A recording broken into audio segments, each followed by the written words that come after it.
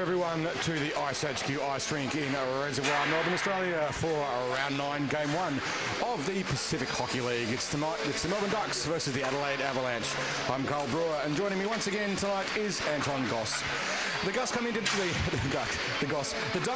this game 9 points clear on top of the Pacific ladder, and Adelaide are second, but being very closely pressed by the Brisbane Rampage after the Rampage took a somewhat surprising win over the coast last night up in Brisbane. The ladder as it stands at the moment, the Ducks with 34 points, the Avalanche 25, Rampage 23, and the Coast at 27. The Rampage and Coast played last night and play again late tonight. Remember that a regulation win is worth 3 points, so if Adelaide should lose today and the Rampage win again, that will push Adelaide down to third on the ladder, at least temporarily.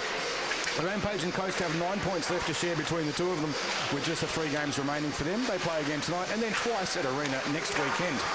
The Ducks and Adelaide have 12 points to divide up over the 2 rounds starting tonight here at Ice HQ in Melbourne and tomorrow afternoon. And then again next weekend at the Ice Arena in Adelaide for 2 more games. That ends the regular season. So what does this mean for the basic numbers? The Ducks are almost certain to finish on top of the ladder. They have just to win 1 game in regulation, and that makes Adelaide's job to get on top impossible. Adelaide have pressure on them from below from the Rampage as well.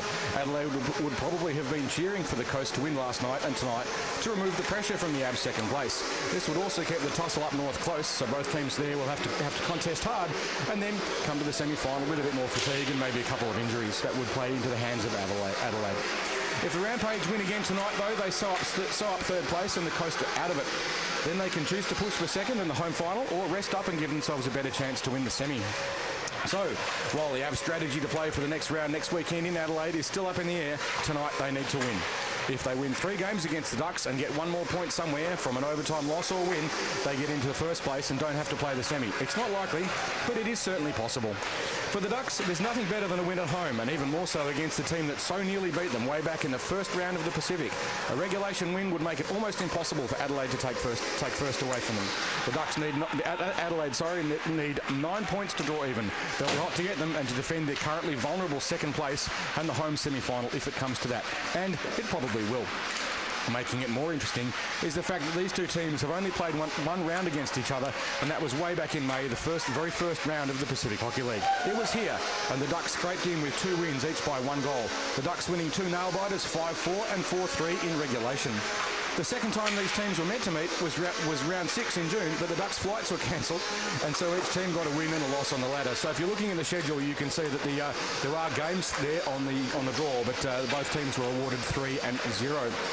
That's just an artefact of the fact that the trip was cancelled because of the transport issues and flights and so forth. In terms of recent form, Ducks fans are still celebrating the big wins last weekend over the Rampage and Dawes and Webster's hat-tricks. In fact, Dawes got 2 hat-tricks in 2 days, as well as Lindell's first goal and Tommy Forrest's first chance to keep in net. The Avalanche are stinging from a loss in Game 2 to the Coast last weekend after a good win in Game 1. They wanted that win and the points to make their finals run a bit more secure, and they are here and they are on a mission. But forget all that, both teams are here to win. They're not looking at spreadsheets, websites or YouTube this afternoon. They're here at Ice HQ and they're here to win this game. Gossie, what are your thoughts on today's game? I think you put it perfectly there, Carl, just talking about the 2 games, or the 2 mini-series that we saw last week. Obviously for the Ducks, getting to see some of those hats on the ice was quite nice. Dawes doing what he does best. 8 goals in 2 games, well-deserved player of the round for sure. If you go back to those games where we were here in round 1, it was such a great start to the Pacific League. Dawes again with the 2 game winners in the last second, starting the nickname Dawes time, right? When you get into those last 2 minutes. There was that phrase coined by them for yeah. If it's all tied up with 2 to go, it's Dawes time. And Webby too. He had a 5-point round back there in round 1. And for the Avalanche, it was Nathaniel Benson and Corsons, they with 4 points and 3 points for those 2 when they were here last time. But the Ducks did a really good job of keeping the Showtime McDougal, as they called him, the Adelaide captain, off the score sheet. They're welcoming him back tonight, so they've been out without him for the last little bit. So I know he'll be itching to get on the score sheet and help his team push for that potential first place, right? Which is still... It is still possible if they win 3 and then get points in the 4th game, then they can take first place off the Ducks. It's not very likely, but it is certainly possible. It'll be interesting to see if McDougall is suffering from any ill effects from a break from the game. That'll be an interesting one to see again. But the games when the two teams did play against each other back in that first round, I think Adelaide would have a pretty good case for saying they were a little bit robbed. They outshot the Ducks on the first game, and the second game, Trinker played a superb game in goal. And honestly, either of those two games could have gone any way. And I think the Ducks could rightly say that they were a bit lucky to get them. Now, that was quite some time ago. The season's changed, the teams have changed. What do you reckon? Yeah, I mean, it's a big storyline, right? The Avalanche have been probably the hottest team in the Pacific League the last little bit. They've been on quite the tear. But they will obviously be missing a number of their young players. They had four players head over to Mexico to represent Australia. The big one for me is their goaltender Friedrich, who's been absolutely amazing. But make no mistake, Villani, who came in for his first action as well last week, played absolutely amazing. It'll be interesting to see if he starts the game tonight, which it does look like he will be for the Avalanche. Yeah, we don't know that one yet, but they've got a few away. The Ducks too, without Hector Vrilnek, and also Dixon, who is currently also over in Mexico competing in those under-20 Division 3 Worlds. It's the battle of the hottest or the most potent offense in the Pacific League for the Ducks up against the stingiest defense, right? The Adelaide Avalanche have let in the least amount of goals. So be interesting to see, if the defensive play and the net minding of the Avalanche can snuff out some of the offense of the Ducks, because last week they had 16 goals, right? Most of them came in the third period of the second game, when I think the Rampage had pretty much completely run out of legs, and those two games were much closer in the first and second periods than the scoreboard show. So I wouldn't necessarily take too much from that, but certainly when they got given too much time and space, Dawes and Webster and Lindell lit it up and had a very profitable third period. For mine too, I think, Gossie, the Ducks have to be particularly careful about staying out of the penalty box throughout this season. They have spent far too much time in there, and that has cost them a number of games that they otherwise should have won. But you can't win the game when you've basically spent an entire period all tied up in the box. So they need that discipline. The Avs have improved their power play as well, so they're going to be quite potent with that. The other thing we need to watch out for is the Saturday sleep-in that the Ducks have been a little bit notorious for at the home games. We didn't see any sign of that last week, and we think that's probably because there was a bit of change in the first line that started up. It started off with Brody Lindell. Yeah, he was an absolute firecracker out there last weekend. His forecheck was insane. It really supported the play of Webster and Ruddle, and I think those three looked absolutely brilliant together. And he had his breakout that weekend, right? He most certainly did. And if you watch those games and go back and watch them, you'll see that on Saturday and Sunday, the Ducks got a shot both times on the net, and it was a good shot. It wasn't a bit of luck in the first 15 seconds. Yeah. And that's something that's been missing from their game from the start. And I think the movement of the young firecracker in Lindell, putting him up onto the first line for the start of the game, has made a big difference just in that initial impact. Other things to be careful of, I think the Adelaide Avalanche are a very deep team. They don't have any individual superstars, so to speak, not to take anything away from Levesque and so forth, but they've scored very evenly across all of their team, whereas the Ducks have been a bit more, obviously, with Dawes with 23 goals. It's pretty obvious that he's been outstanding, but they've been a little bit less versatile with their scoring. Certainly Adelaide very distributed. We knew in last week's game when the Ducks played against a depleted Avalanche, a deleted Rampage, when Sobchak was on the ice, that was when they were dangerous, and when he wasn't, they weren't. So they could kind of almost, I'm not going to say relax, but they didn't have to deal with quite as much pressure, whereas against Adelaide, it's going to be relentless. Adelaide have a relentless forechecking game. We've seen that. We know how effective it is, and anyone on their team is capable of being a really dangerous threat. So they can't have one player on and watch and relax. They're going to have to be much more careful with their defence. That's for sure. I think, last time the Avalanche were here as well, they didn't have Jamie Woodman, who's been a big addition to the team there on the back end. But I guess with McDougall coming back, it allows them to, spread the lines a little bit. I'm really excited to see Benson, he's been on a little bit of a tear. He had 6 points as well last round. So he's been on a bit of a tear. I think he can get onto the score sheet. But I'm hoping for another tussle just like we had in round one. It was back and forth. I think I had to drink hot tea for the rest of the next few days. I had no voice after because we were going absolutely crazy. It was a very exciting game, and it was.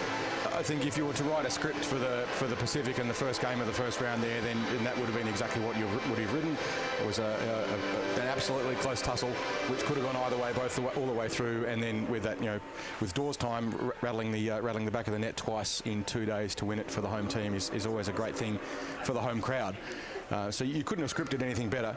And I think coming into the situation we have now, the Ducks well clear on top, but still not totally unbeatable. They could potentially lose top place if they lose all 4 games or 3 games and some points. So they're going to need to really rattle it out. Adelaide, they're on pressure from both sides, so they have to win points to give themselves that guaranteed home final. That's true. I know that's a big thing for that team. They love their fans. They love playing in their own barn. So there's a lot on the line. There's a lot on the line for them, but you got to beat the best to be the best, right? And the Melbourne Ducks have definitely been the gold standard so far, in the Pacific Hockey League when it comes to winning. It'll be interesting too to see how the games up in Brisbane pan out tonight as well. I was surprised that the Rampage gave such a hiding to the Coast. I didn't really think that would happen, but they did, and that's made things particularly interesting. And I guess from Adelaide's perspective, it wasn't the result they wanted. From the Ducks' perspective, I don't think they particularly care. They just want to win today and make sure they solidify that grand final. But even if they don't, they've still got 3 more chances to do. We're going to see some superb hockey, that's for sure. Both teams deservedly where they are on the ladder, and we are going to see some of the best hockey you will ever see in this country in just a few moments. We're only a couple of minutes away from the puck drop as the players now on the ice. So referees lining everyone up. We will have it's not the welcome to country, it's the acknowledgement of country. And then we'll have the national anthem, and then the puck will drop, and we will be away here. Yeah, so here's an interesting one as we're waiting. Who are the traditional custodians of the land on which I live, work and play. I pay my respects to Aboriginal and Torres Strait Islander elders past, present and future. This respect and acknowledgement extends to the stories, traditions and living cultures of Aboriginal and Torres Strait Islander people on this land. Now, ladies and gentlemen, please rise and remove all headwear for the singing of the national anthem by Miss Madison Crombie.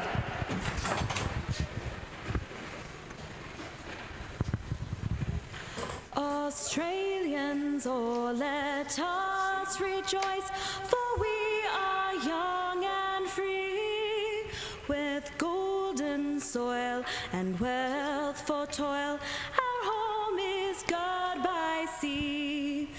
Our lands abound in nature's gifts of beauty rich and rare. In history's page, let every stage advance Australia fair. In joyful strains that let us sing, advance Australia fair.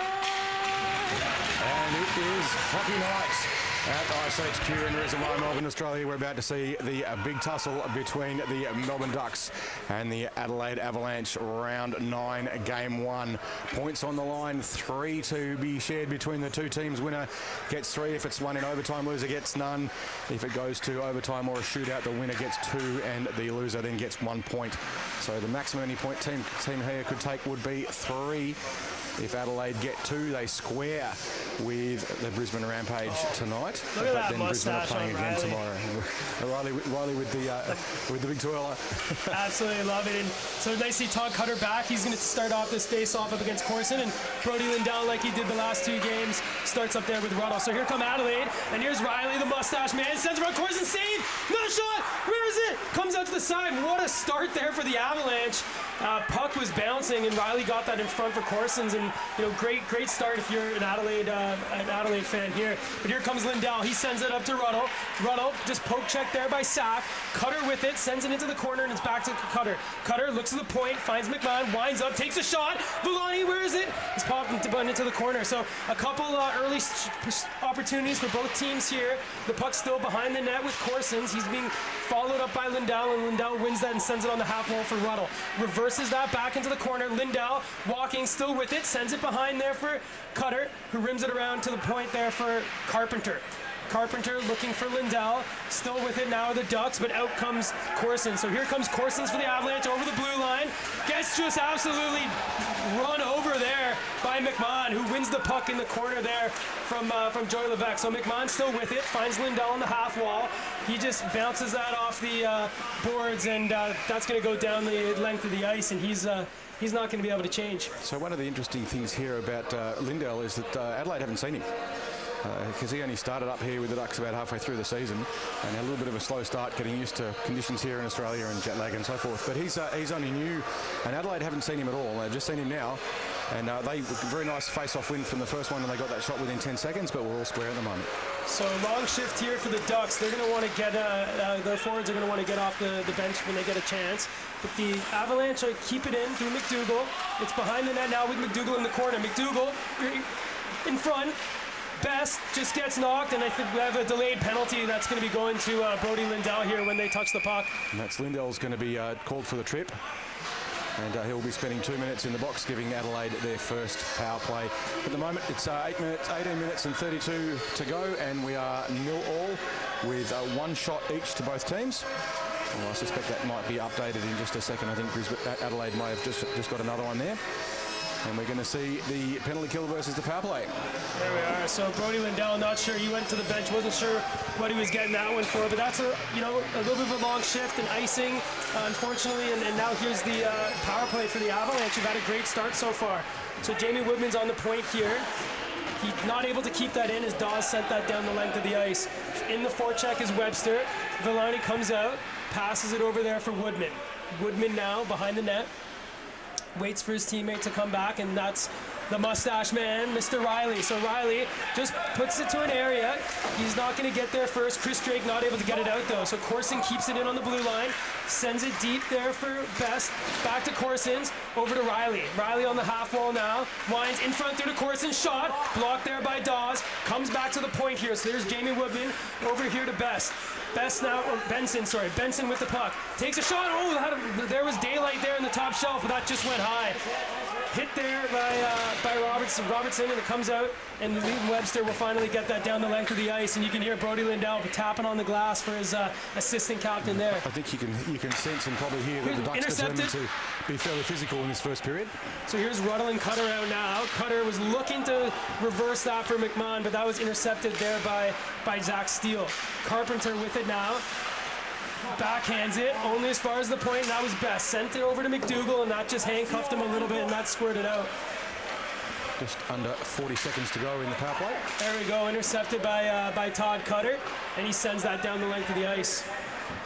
So far, they've had one opportunity in this power play, the Adelaide Avalanche, just missed the miss. Steele over the blue line, winds up, shot goes wide. Going to be collected there by Carpenter, sends it on the glass, but kept in by McDougall there. Now with it is Bortignon, shot off the glove of Davis, and McMahon just sends that into the corner. With it though is Zach Steele, sends it to the point for Sack. Sack with it, sends it into the corner there for McDougall. McDougall back to Sack. Sack walks in, winds up, shot, glove save, scores! Zach Steele on the rebound. Adelaide up 1-0 with a power play goal here in the first period at Ice HQ. With just 3 seconds to go on the power play. So obviously not what the Ducks want as a start, but they've been there before, and watched them to come out of the blocks pretty hard. I think last time these two teams played, when one team scored, the other one scored almost immediately from the next face-off. So we'll see if that happens now with the teams all even. But a good controlled power play by Adelaide. They controlled it well and got the shot when it mattered. Yeah, Zach Steele on the rebound. Dane Davis made the first save, but wasn't able to keep that in the trapper. And with that rebound into that dangerous area, the Avalanche were the first to pounce on it. And often when that happens, the puck's going to be in the back of the net, no matter what goalie's in net. Well, they're particularly good in broken play, Adelaide. So here we are. Here's Johan Levesque in the corner, battling with the Ducks defender. Here's Koenig with Stringer and Tashuma. These guys love playing with one another. They play with each other in line since they were kids. They play with the Reservoir Dogs here in the summer, and they also are all kings in beer league. So let's see if these some of the chemistry of these three can go to work here for the Ducks. Good to see Schumer getting some time early in this game as Leo just clearing it out. Nice job there of Leo just to, stay on his feet after the hit there by Riley. Puck's in the corner now, sent back for Andrew Chen. So Andrew Chen sends it up in the half wall. Just not able to keep it in there was Michael McMahon. So a very close call there on the offside, but that's the way the rules are. If it's out, it's out. You can't really argue with that one. The lines here are a little bit faded. We hear a story that they're going to get redone for next season, which we're not quite ready for yet. So face-off won there by the Avalanches. Bortignon sends that deep. First back is Chris Drake. He's still chased by Bortignon, forced to send it up on the half wall there for Gallagher. Out comes Liam Webster. He's got Dawes, sends it. Dawes now with it in the corner. He's going to get there first, brings it in front. Gallagher shot, save Villani.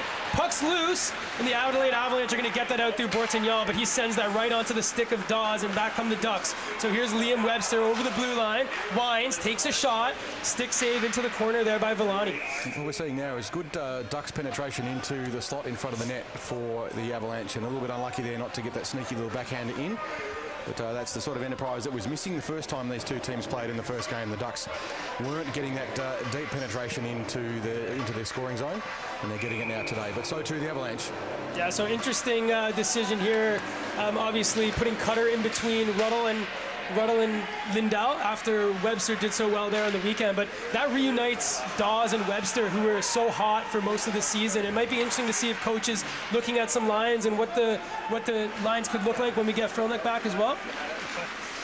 Here come the Avalanche. So here comes Woodman in, takes into the slot, broken up there by Bodie, by pickpocket. There we go, shot, saved there by Davis. Puck comes onto the half wall for McDougall, who sends it deep there for Best. So Best now looks in front, shot, save Davis.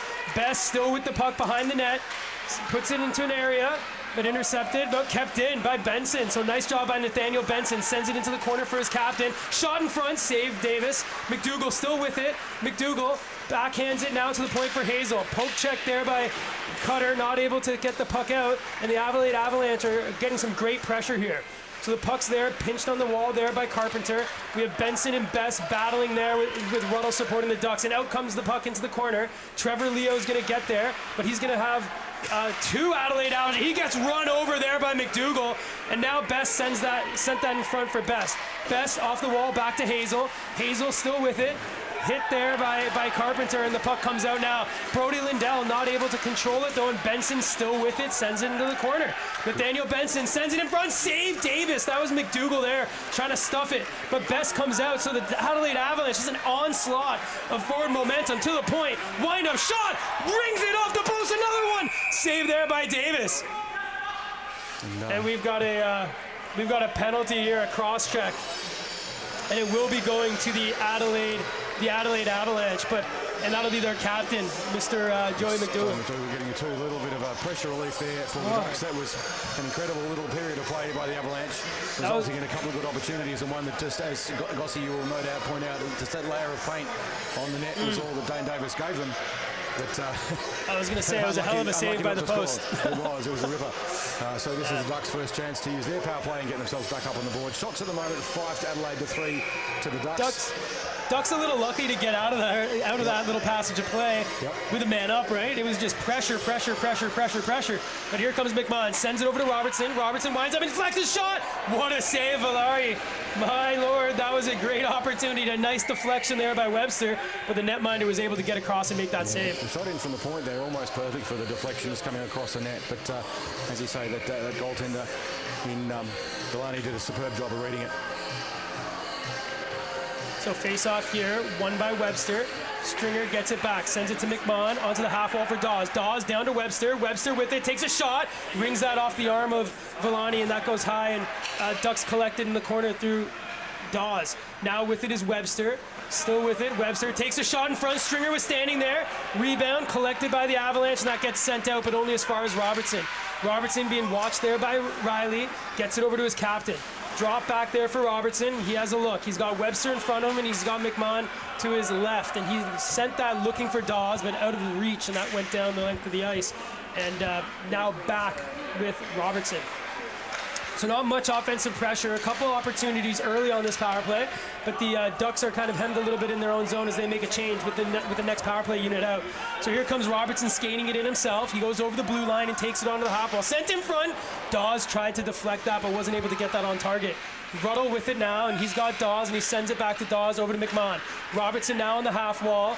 Back over to McMahon, coming in, winds up shot, rings it off the bar. So we're one post each now, early. And that was a great shot there by the Ducks captain.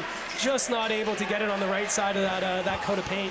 Not long to go in the power play, only 35 seconds to go. So McMahon takes it behind his net. We've got the rest of the power play unit coming out. So we've got Lindell out here now with Ruddle and Cutter. And here's Ruddle with the puck. Over the blue line, winds it, sends it across. Lindell sends it down for Cutter. So Cutter now reverses it back to Carpenter. Shot, puck's out, but that's Chen who backhands that out. And here comes Joey Quebec. Levesque over to Benson. Saved by Davis. So a short-handed opportunity for the Adelaide Avalanche. But the Great Wall of Dane was there to cover that. He read the pass across very nicely. The 10 seconds to go now on the Ducks power play. A very good opportunity earlier. That shot in by Carpenter from the point through a lot of traffic. It was a good chance. So certainly the right option. And we have 10 seconds to play on this power play, and then Joe McDougall will be back on the ice for the Avalanche. So here's Koenig facing off against Bortignon. There, as you mentioned, a few seconds left. So if the Ducks win the face-off, they might get one more little opportunity to get in, but then we'll be back to 5-on-5. Yeah, the puck just out of play, so 8 seconds to play now in this power play for the Ducks, and they're pinned down in the defensive area. So watch for McDougall to come straight on and jump straight into the attack. And he's quick, and we know he's a goal scorer. So face-off won by Koenig, and again straight on to Dane Davis, and he covers up, and we have another face-off. And we have 5 seconds now to go in this rather elongated power play. There we go. So battle there on the wall. Ducks have it through Koenig, gets hit there by Bortignon, and we're back to 5-on-5. So here's Chris Drake with it. He was looking for Stringer, just missed him, but that goes all the way on net, so no icing. Villani sends that to Chen, who reverses that over to the corner. Schuma's going to get there and battle there with the Adelaide defender. The Avalanche get it out now, but only as far as Carpenter. So Carpenter with it still has it, sends the puck deep, but stopped there at the blue line. So shots at the moment, 7 shots to the Ducks, 8 to the Avalanche. So here's to Schuma behind the net. Puck's there, nice little forecheck there by Koenig. No support, there's four white jerseys there around Koenig, and out come the Avalanche with the puck. Sends that, but just off Leo, so icing's waved off. McMahon forced to grab it in his own zone, being watched there by Friedrich. Puck's still there, comes out loose to Schuma, who's looking to send that across, but it comes back there for Leo. Sends it up on the half wall, and that comes out now, so Sack will regroup with Woodman. So what we haven't seen very often is actually the Ducks not dominating the run of play. The Adelaide Avalanche have done a really good job here stifling the opportunities for the Ducks, and they've really controlled most of the tempo. Nice job there by McMahon to block that, and here comes Dawes. So this might be what the Ducks need. Dawes with Webster. Webster with it, shot, save Alani. Nice job there by the netminder, but out come the Avalanche. So here's Levesque, drops it over Corson's. Corson's shot, stick save, and into the netting there by Dane Davis. So what we're seeing here from Adelaide is very similar to the game that we saw them play when they came over here in May. And that is a very aggressive forecheck and fantastic cover through the neutral zone. And just speed. That's what they're good at, and that's what the Ducks need to control. The Ducks started off very physical, a couple of big hard hits in the first minute, but haven't been able to touch the Avalanche yet. At the moment, just a little bit of momentum going in the Avalanche's way. Yeah, it's those big bodies, and the Ducks aren't used to it. There's not many teams in this league that play that physical game similar to the Ducks, and they're kind of getting a taste of their own medicine so far here. So here come the Ducks. We're going to have another penalty here to the Avalanche, and that'll be to number 73 there, Mr. Best, yep. And he's going to go for 2 minutes or less for holding. And we'll see what happened there. It was an incident with Dawes just behind the play. So the Ducks with another chance to use their power play. It is one of the most effective power plays in the league. I think it is probably the most effective power play so far. They did very well out of it last week. But last week was a bit of a statistics skewing sort of an exercise in that third period when it all blew out.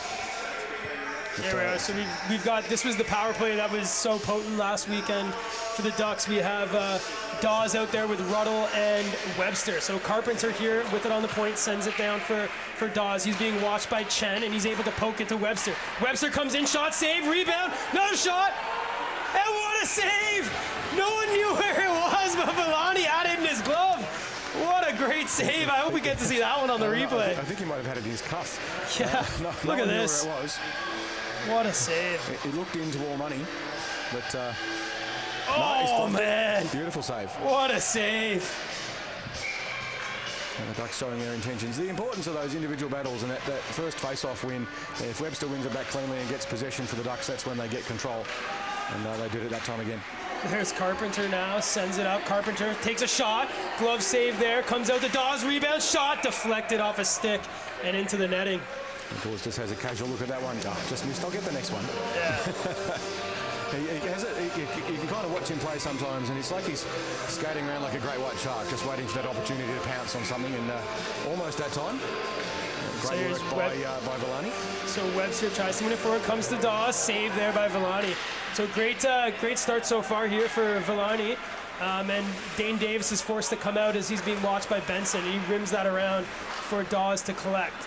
So here comes Dawes. He's got Benson chasing him, and he sends it over to Webster. Webster now in, takes it, sends it in front, looking for Dawes, but that just went wide, and McDougall collects there for the Avalanche. McDougall over, looking for Benson, just a little bit too far for him, which allowed Carpenter to get there, and Ruddle's got some space, and he'll start skating it out. He's looking for Dawes, but finds Robertson.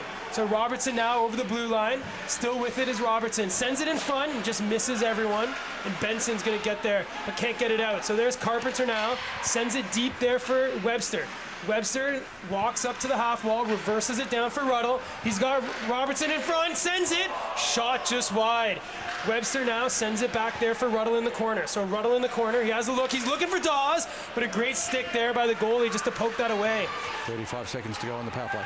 And Dawes, who was looking for Robertson, was just intercepted there by Benson, and they get that down and out for a little bit of a breather here. Oh, and a little uncharacteristic pass there. Almost pounced on by the Avalanche, but the Ducks able to collect that through Webster here. This will be their last chance to attack on this power play. They've got about 15 seconds to play. So Webster skating through the neutral zone, a couple nice moves, still with it. Webster takes a shot, goes into the corner. Ruddle has it now on the half wall, has a peek, still with it are the Ducks with Ruddle, sends it to the point, over to Drake. Drake winds, shot, save there. It's loose, where's the puck? Underneath Villani. He's made another great save, so he's been the star of that power player penalty kill if you're an Avalanche player. That save on Webster, that's going to definitely be one of the top 5 moments of the week. I suspect it most certainly will. It was a ripper. Webster was pretty convinced it was in. Now we're back to 5-on-5 with 7 minutes and 40 seconds to play. Adelaide with a 1-goal advantage. So here's the Avalanche with Riley now just at the red line here. He's taking a peek, tries to put it around to Shuma, but picked up by Hazel, and Riley was just a little offside there. And Shuma just in the right place there to encourage that offside. It was not an interference. He was just hold his ground, and that's a perfectly legitimate thing to do. Good play there by Shuma. There we go. So face off one forward, but McMahon collects it. Riley does a great job to keep that in, and it's being battled still. So here's Corson's battling with McMahon. Still with it now. Hazel gets it deep, but Tashuma will get there first for the Ducks. Here's Tashuma now. Just reverses it back there for McMahon. He'll skate it out himself now. He's being watched by Riley and Corsons. Chips it up, and that gets out of the blue line. And Andrew Chen there will just chip that over the boards and into the Ducks bench, so we'll have a face-off in the neutral zone. Chen would have seen McMahon coming for him and only want to get out of the way. If you weren't here last week, our live stream cut out with about 3 minutes to play after a hit by McMahon. Not only absolutely nailed one of the Rampage players, but also shut down all our servers. It hit so hard. You would have felt it in New Zealand. So puck shot in by the Avalanche. Dane Davis comes out. He's going to leave that for Trevor Leo, who sends it on the half wall looking for Ruddle. Ruddle now chips that into the neutral zone, and Brody Lindell's going to chase in there, but Andy Chen gets there first. Chen takes it behind the net, just waits up, has a look, being chased there by Cutter as well, but Andy Chen's still with it. Chipped there into the neutral zone, but the Avalanche not able to regain control, and the Ducks are going to regroup here in their own zone. That's the forecheck that was missing when these two teams played last time. That's the magic of Lindell with that high-speed forecheck. little chip there, went right on, and great save there by Villani. I don't think he'd be used to having kind of that coming on there all the way from the other end. Ducks now with an attacking face-off on the left-hand side, or the crowd side of the rink. Another opportunity for a set play for them if they can win it cleanly. But it's that forecheck by Lindell that was the thing that was missing in the last time these two teams played. So Lindell tried to win it forward on McDougall, but McDougall tied him up, and that allowed his defenseman to get there. The Avalanche chip it out and was looking for Best, but blocked out of the air there by Benson, and he's going to send that into the corner and get chased there by McDougall. Robertson sends it on the half wall. Best keeps it in, but Brody Lindell collects the puck. So here comes Lindell with speed around the Adelaide defender. Comes in looking for Ruddle. Ruddle shot! Saved there by Villani. So great little burst of speed there by Lindell to blow past that one player of the Avalanche, but Ruddle wasn't able to put the puck in the back of the net. So Ducks just changing now, intercepted there. So here's Webster now in over the slot, winds up shot, kick saved there by Villani. Reversed there by the Avalanche Best, and here comes Woodman. Woodman looking up for Benson. Benson just loses it in his feet, and that allows Karps to pick that up and take that behind his own cage. Just a little bit of a change in momentum here. It's good to see that the Ducks are getting more aggressive on their initial press into the slot in this period, certainly in this last couple of minutes. So Gallagher going hard there on Woodman. Woodman kicks it over looking for his defender, but battle still comes out. Webster gets it there at the blue line. He's going to send that deep, but intercepted there by Sack. Sack was looking for the defender there, and McMahon just misses that. That's going to allow Corsons to forecheck in, but Webster sends it out on Dawes. So here comes 2-on-2. Hayden Dawes walks around one, sends it to Gallagher, shot, scores! Logan Gallagher! What a goal after a great move by Hayden Dawes, and an even better pass to find the young duckling there. And you can just imagine that Villani would have been absolutely convinced that Dawes was going to try and rattle it past him and would have to take that cover, and that just provides that fantastic opportunity for the pass. Unselfish play by Dawes, and off it goes, and there you go. They're tied up at 1-1 with 13 shots to the Ducks and 10 to the Adelaide Avalanche so far in this game, with around 6 minutes to play. I think you're absolutely right there. Hayden Dawes, kind of posterized young Hazel there, putting the puck between his legs. And if you're the Adelaide netminder, you think this guy scored 8 goals in the last 2 games. I better watch out for a shot. But unselfishly, just passed that one over to Gallagher and in the net. I can tell you what, too, Dawes would love that assist, because, he was talking last week about how he looked like, despite getting 8 goals, he had 0 assists. He's like, I'm not a selfish player, I do pass. And he proved he can pass just as great as he shoots on that one. So one thing we're seeing here, too, from the Ducks is they're much more aggressive on the back check, mostly. Oh, so here's Corsons on a break, in shots, scores! Corsons! In over the blue line, takes a shot and just pockets it there on the bottom of the net underneath the pad of Dane Davis. So it's the commentator's curse, is that you call something and straight away the exact opposite happens. It looked like the Ducks had their back check working particularly well and putting a lot of pressure through the neutral zone, but their Corstons went straight through the whole thing. Yeah, goal scorer's goal on that one. Absolutely. Hell of a shot. And the Adelaide Avalanche answer back super quick. It is back to 2-1, 1 goal advantage to Adelaide with 4 minutes and 36 to play. 17 shots to the Ducks, 11 to the Avalanche as we line up for the face-off. So Cutter wins that face-off back, but it's just a little too hot to handle there for Carpenter. So Carpenter's going to reverse it there over for McMahon. Looking for Cutter, finds his skates, and here come the Avalanche. Oh, McMahon, great stick there. And able to get that deep, but Steele lays the body there on Cutter. Ruddle battling there with Hazel, and the puck comes out there, kept in there by Friedrich. So Zach Steele now with it. Steele, nice little move, comes out into the slot. Carpenter not able to get it out, and Brody Lindell collects it. Andrew Chen, who was that defender that was pinching, still with it there on the half wall, and Cutter finally gets it and rims it around for Carpenter to give chase. Kept in there by Hazel, just momentary, but Hazel now still with it. He sends that deep for Steele, collected there by McMahon. He'll send that on the wall for Brody Lindell, and that just finally gets out of the blue line, and that'll allow Cutter to go for a change. Karp sends it up there for Lindell, who crosses over the blue line. Lindell still with it, nice little move, takes it to the backhand, brings it in front. Poked there by Webster, but not able to keep that in. Carpenter now reverses that on the half wall for Webster, looking in front, but didn't find anyone, and that'll allow Best to collect there for the Avalanche. Just over 3 minutes left to play in the period. Adelaide up 2-1. So here's Sack with speed over the blue line, takes it to the backhand, sends it onto the pads, chips out into the slot, and there's Best over to McDougall here. McDougall winds up, sends it across, but intercepted there by Dawes. Dawes is going to chip that one high over the head of Woodman, and Gallagher's going to go chasing for it. He's being watched there by Gallagher, but Woodman able to get away with speed. So here comes Woodman, sends it over Benson, who winds up looking for the deflection by Woodman there, but that just went wide. Robertson looking for the wall. Nice little hand-eye coordination there by Best to knock that one down. Robertson finally gets it up to Gallagher, who chips that out, but McDougall will get there first and send that in. Oh, here comes Benson now. Robertson intercepted. Puck comes out, comes back to Robertson. So there's 4 Ducks now able to go. There's Gallagher and Dawes. Gallagher with it, drops it for Webster. Webster, nice move. Oh, just not able to keep the puck on his stick and send that across, but Dawes keeps it in. He'll wind up, take a shot right into Corsons, and Corson's gonna go. But Dawes and McMahon both able to collect there. Intercepted by Woodman. So here come the Avalanche. They're just going to send that deep onto Dane Davis, forcing the Ducks captain behind their net. And he'll have his head up looking for one of his teammates. He'll send that off the glass, looking for Tashuma, and that gets chipped in, so there'll be no icing on that one. Tashuma gets it in front, Stringer scores! Tashuma, Stringer, Koenig, the King Dog line. Let's go, boys! They'd be pleased with themselves on that one. With 2 minutes to go, we are back to a 2-all game. 17 shots at the moment to the Ducks, 11 to the Avalanche. And now the Avalanche have been getting through the neutral zone with a fair bit of speed. The Ducks on the whole, their neutral zone back check has been working well. And what that a time, pass. Just a loose play, and there is Mr. Stringer to tidy it up. Yeah, Tashuma, that was a great pass.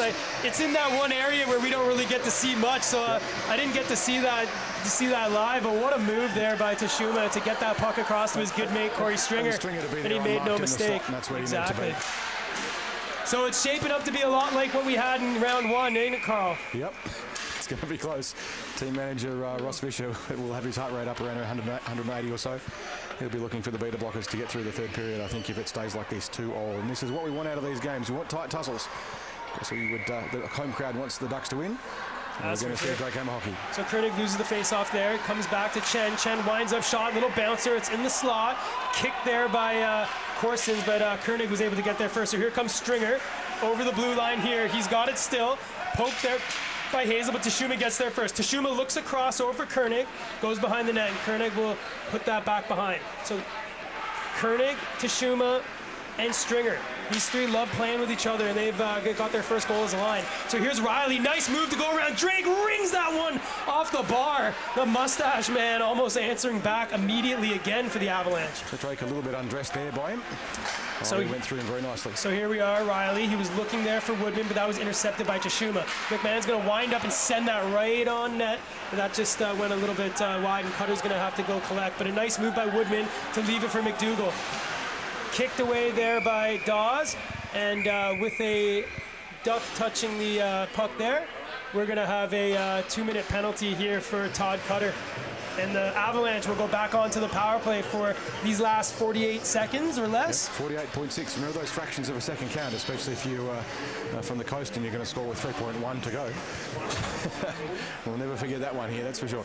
48.6 seconds to play, 2-all, and the Avalanche on a power play for the last 48 seconds of this period. So they've got the four forwards out here with Woodman on the back end. So Benson will face off against Webster, and the Adelaide Avalanche will really hope to win this face-off and get some pressure. But Webster, as he often does, wins that. But forecheck by Levesque, it comes back down. Now up to the point here for Woodman.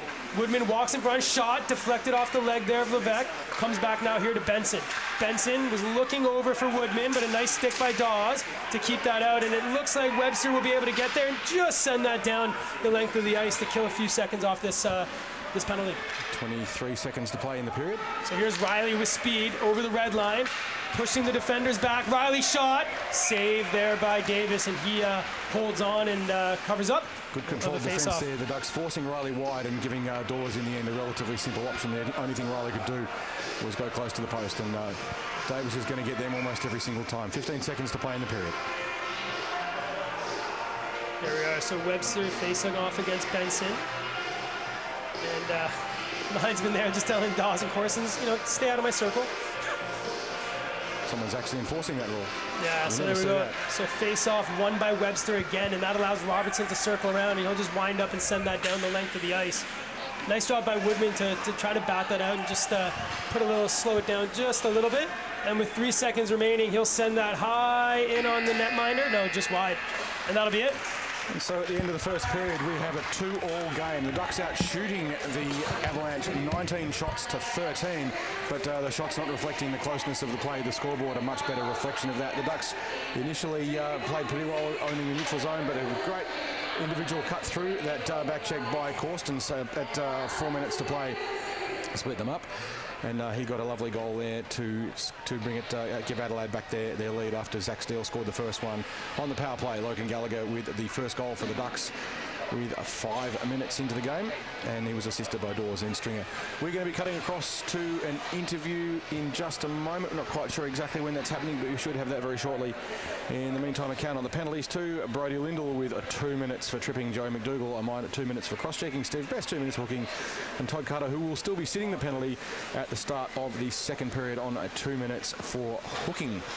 We are still just waiting on our interview, which should not take very long at all. And in the meantime, we are setting up on the ice at the moment what looks like some very strange soccer game of hockey players wearing some form of inflatable balls and shoes, which I'm sure will be exciting. Gossi will give you the call for that in just a moment. We should have our interview very shortly. But that period showed a lot of the speed of the Avalanche. Brody Lindell making a difference for the Ducks with that very aggressive forecheck, which previously the Avalanche have owned. The Ducks doing that better and doing much more solid job of controlling puck and possession through the neutral zone as we're about to get this game underway. Looks like no interview. We're going straight through to Zorb Soccer.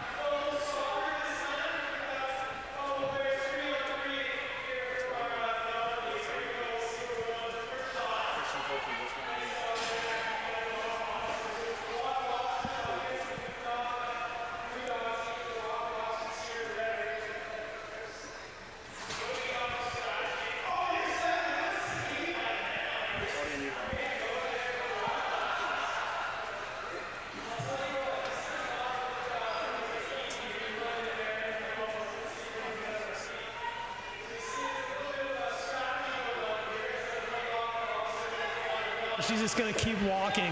Probably smart. Comes up here on the half wall, and the Moondog able to collect that there in the corner. So out now in front. Are we going to get a shot on? But a great job there by the Rock Lobsters to block that one. But we're going to have a shot here. It's high and wide. We come all the way down here. Nice job there, John. That was a hell of a kick. So comes out there for Moondog. I think this is going to be a chance. He's got people in front. A shot. Oh, a little bit too much mustard on it there. Probably been drinking the full-strength Moondogs. So here we are. Nice little bit of goaltending there by the Rock Lobsters. And it's going to go down the other way. All right, we're going to have, I feel like this is going to be just like last week, a little last-minute dramatic goal to finish it off. And here it is, in on a breakaway for the Moondog. Nice job there. A rebound shot. Oh, just a little high, but it's still going to come out. It's been all in the Rock Lobsters' defensive zone here, and it comes out in front. We've got a bubble off there for the one Rock Lobster player. She's going to have to get back in her shell. Here we go.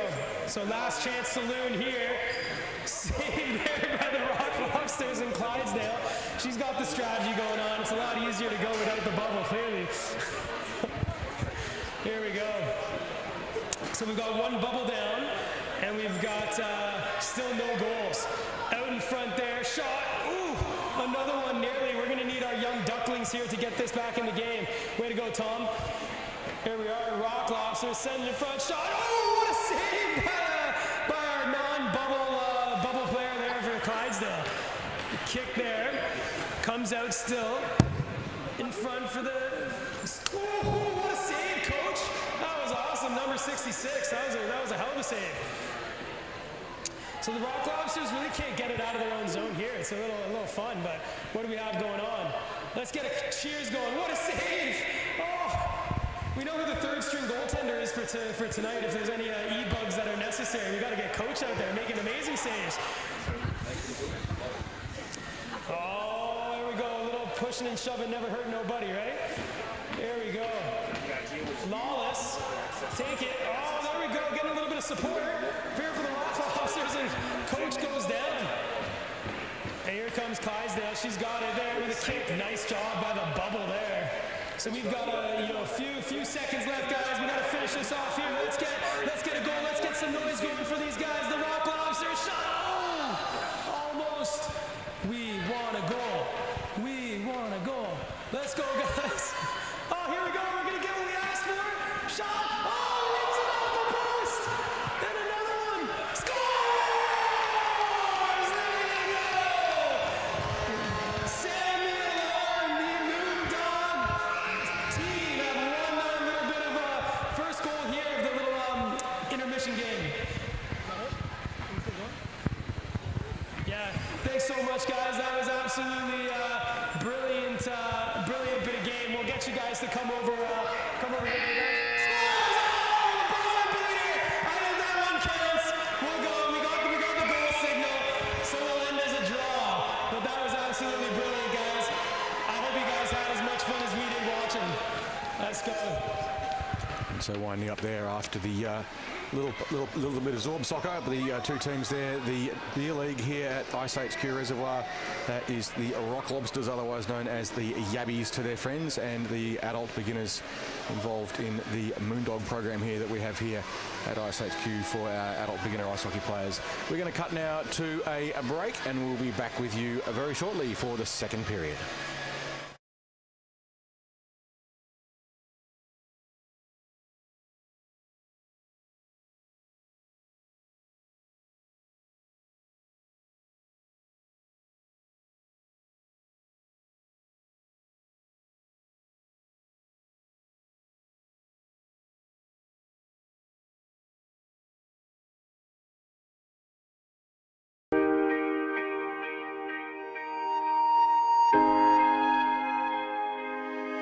Hockey is made of many things. Of early morning practices and cold rinks. Sticks and skates. Fresh sheets of ice and scuffed boards. Of grit and guts. Passion and power. Performance and precision. It's made of crushing physicality and split-second agility. Of generation after generation of lacing up, raising the cup, and not once giving up. We've always been, and always will be, true to this game. And this game doesn't demand much, just everything you've got. CCM.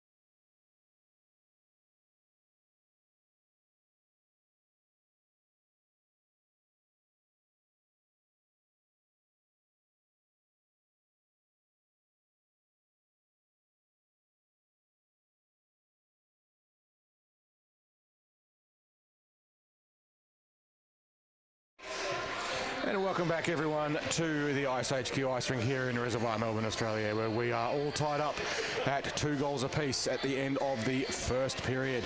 Zach Steele scoring early for the Adelaide Avalanche on a power play, assisted by Tom Sack, and then Logan Gallagher with Hayden Dawes and Liam Webster scored one back with 5 minutes to go, and then Darren Corstens almost immediately retaliated for the Avalanche, and Corey Stringer with McMahon with just under 2 minutes to go, evened it all up again at 2 goals. So it was an initial flurry, and then through the middle of the period, a lot of toing and froing and a couple of penalties. So the Avalanche with 2 during the middle of the game, the middle of the period, which took the pressure off the Ducks a little bit. Lindell with an early penalty, and Todd Cutter will be starting the second period in the penalty box for 1 minute and 12 seconds. He's sitting for a hook.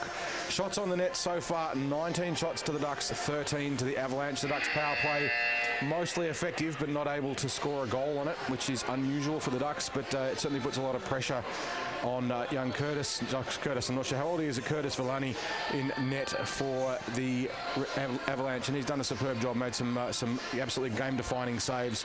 So too, of course, the ever-reliable Dane Davis for the Ducks, but he hasn't had quite as much pressure on him as Villani did in that first period. Villani had an excellent game there and made some, as I say, some absolute game savers. Mr. Goss, your thoughts? How's the second one going to pan out? I hope it pans out the same way that first period. I mean, hard-hitting hockey, forecheck both ways. There's not a lot of time and space for either of the teams. And it's forcing these players to make real game-breaking plays in order to get on the score sheet. I mean, hell of a shot there by Corstens to get his 8th of the season on Dane to tie that, to get the second goal there for the Avalanche. But I think that move by Dawes to just put the puck through the legs of Hazel and find Gallagher was one of the nicer goals we've seen so far this season. It certainly was, and I think, as we mentioned at the time, you'd have to think if you're Villani that Dawes is going to shoot, and so you'd have to cover him and not worry about the pass. And then Dawes very unselfishly offloaded. And of course he gets a point for it, so not completely unselfish in that regard. But you'd be thinking if you were Villani that he was going to shoot, and as a result, that very deft pass just at the last minute by Dawes set up that goal for Gallagher. Yeah, big shout out to Corey Stringer, that goal that he scored off that beautiful feed by Aaron Tashuma. That was his first goal as a Duck. So great job for him, which is strange when you think about it, because he's been all over the ice so often. You would have thought that would have had one earlier in the year, but obviously he's played most of the season as a defender, but reunited with 2 of his best mates up forward so far this game. They've shown some good attacking promise as a line, those 3, and look for that to be interesting. Especially, I think what we may find is in the third period, Adelaide, we know they've got good legs, but they're a little bit short on the lines. They've only got the 4 defensemen and 7, I think, or 8 forwards. So they may struggle a little in the third with fatigue, but if they can get a buffer leading into the third, that can make a big difference, and they can play on heart. And we say in the first period, it's how keen you are, the second how fit you are, and the third one's how much heart you've really got to play the game. And we're about to get underway in the second. So here we go, power play here. McDougall wins the face-off, but a poke check there by Dawes sends that deep for Sack. Just mishandles it. Dawes goes in looking for the body, but just misses that hit. So here's Showtime McDougall here for the Adelaide Avalanche, taking that into the half wall, drops it there for Best, and he gets hit there by the big Duck in Dawes. And that allows McMahon just to send that deep and kill a few more seconds off on this penalty. Down to about a minute to play in the power cut, in the penalty kill. So here's Sack collecting with speed. Little stretch pass looking for Best, who chips that into the corner. McMahon will get that first, and he rims it around looking for Dawes. And Dawes snatches that one out of the air and will reverse that back for his captain. So McMahon sends that deep. Not much, hasn't really been much here for the Avalanche on this fresh sheet of ice. Still 25 seconds left on the power play, and Woodman will take that in himself. So Woodman with speed, walks there around, chips it in front, saved there by Dane Davis. Ducks able to get that one out and just over the line, so Sack will be forced back, and he's being chased there by Webster. And, about 5 seconds to play on the power play now. So McMahon now just drops that there for Dawes, and Dawes will take that behind and out steps Cutter. So we're back to 5-on-5 hockey, and Dawes will just wait for Corstens, and he'll look up for Lindell. Lindell chips that around Woodman, and he'll go in for the forecheck. Lindell laying the body there on Woodman, but not able to win off the puck, but still battling, and the puck squirts out for Carpenter, who sends that in, but just wide. Ruddle will get their first shot on, saved there by Villani.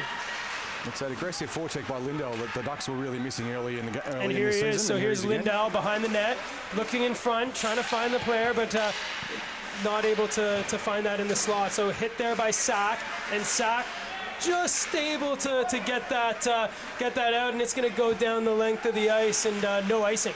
So Carpenter with it, still behind the net. Corson's watching him, sends it up for Lindell, but kept in there momentarily for Chen.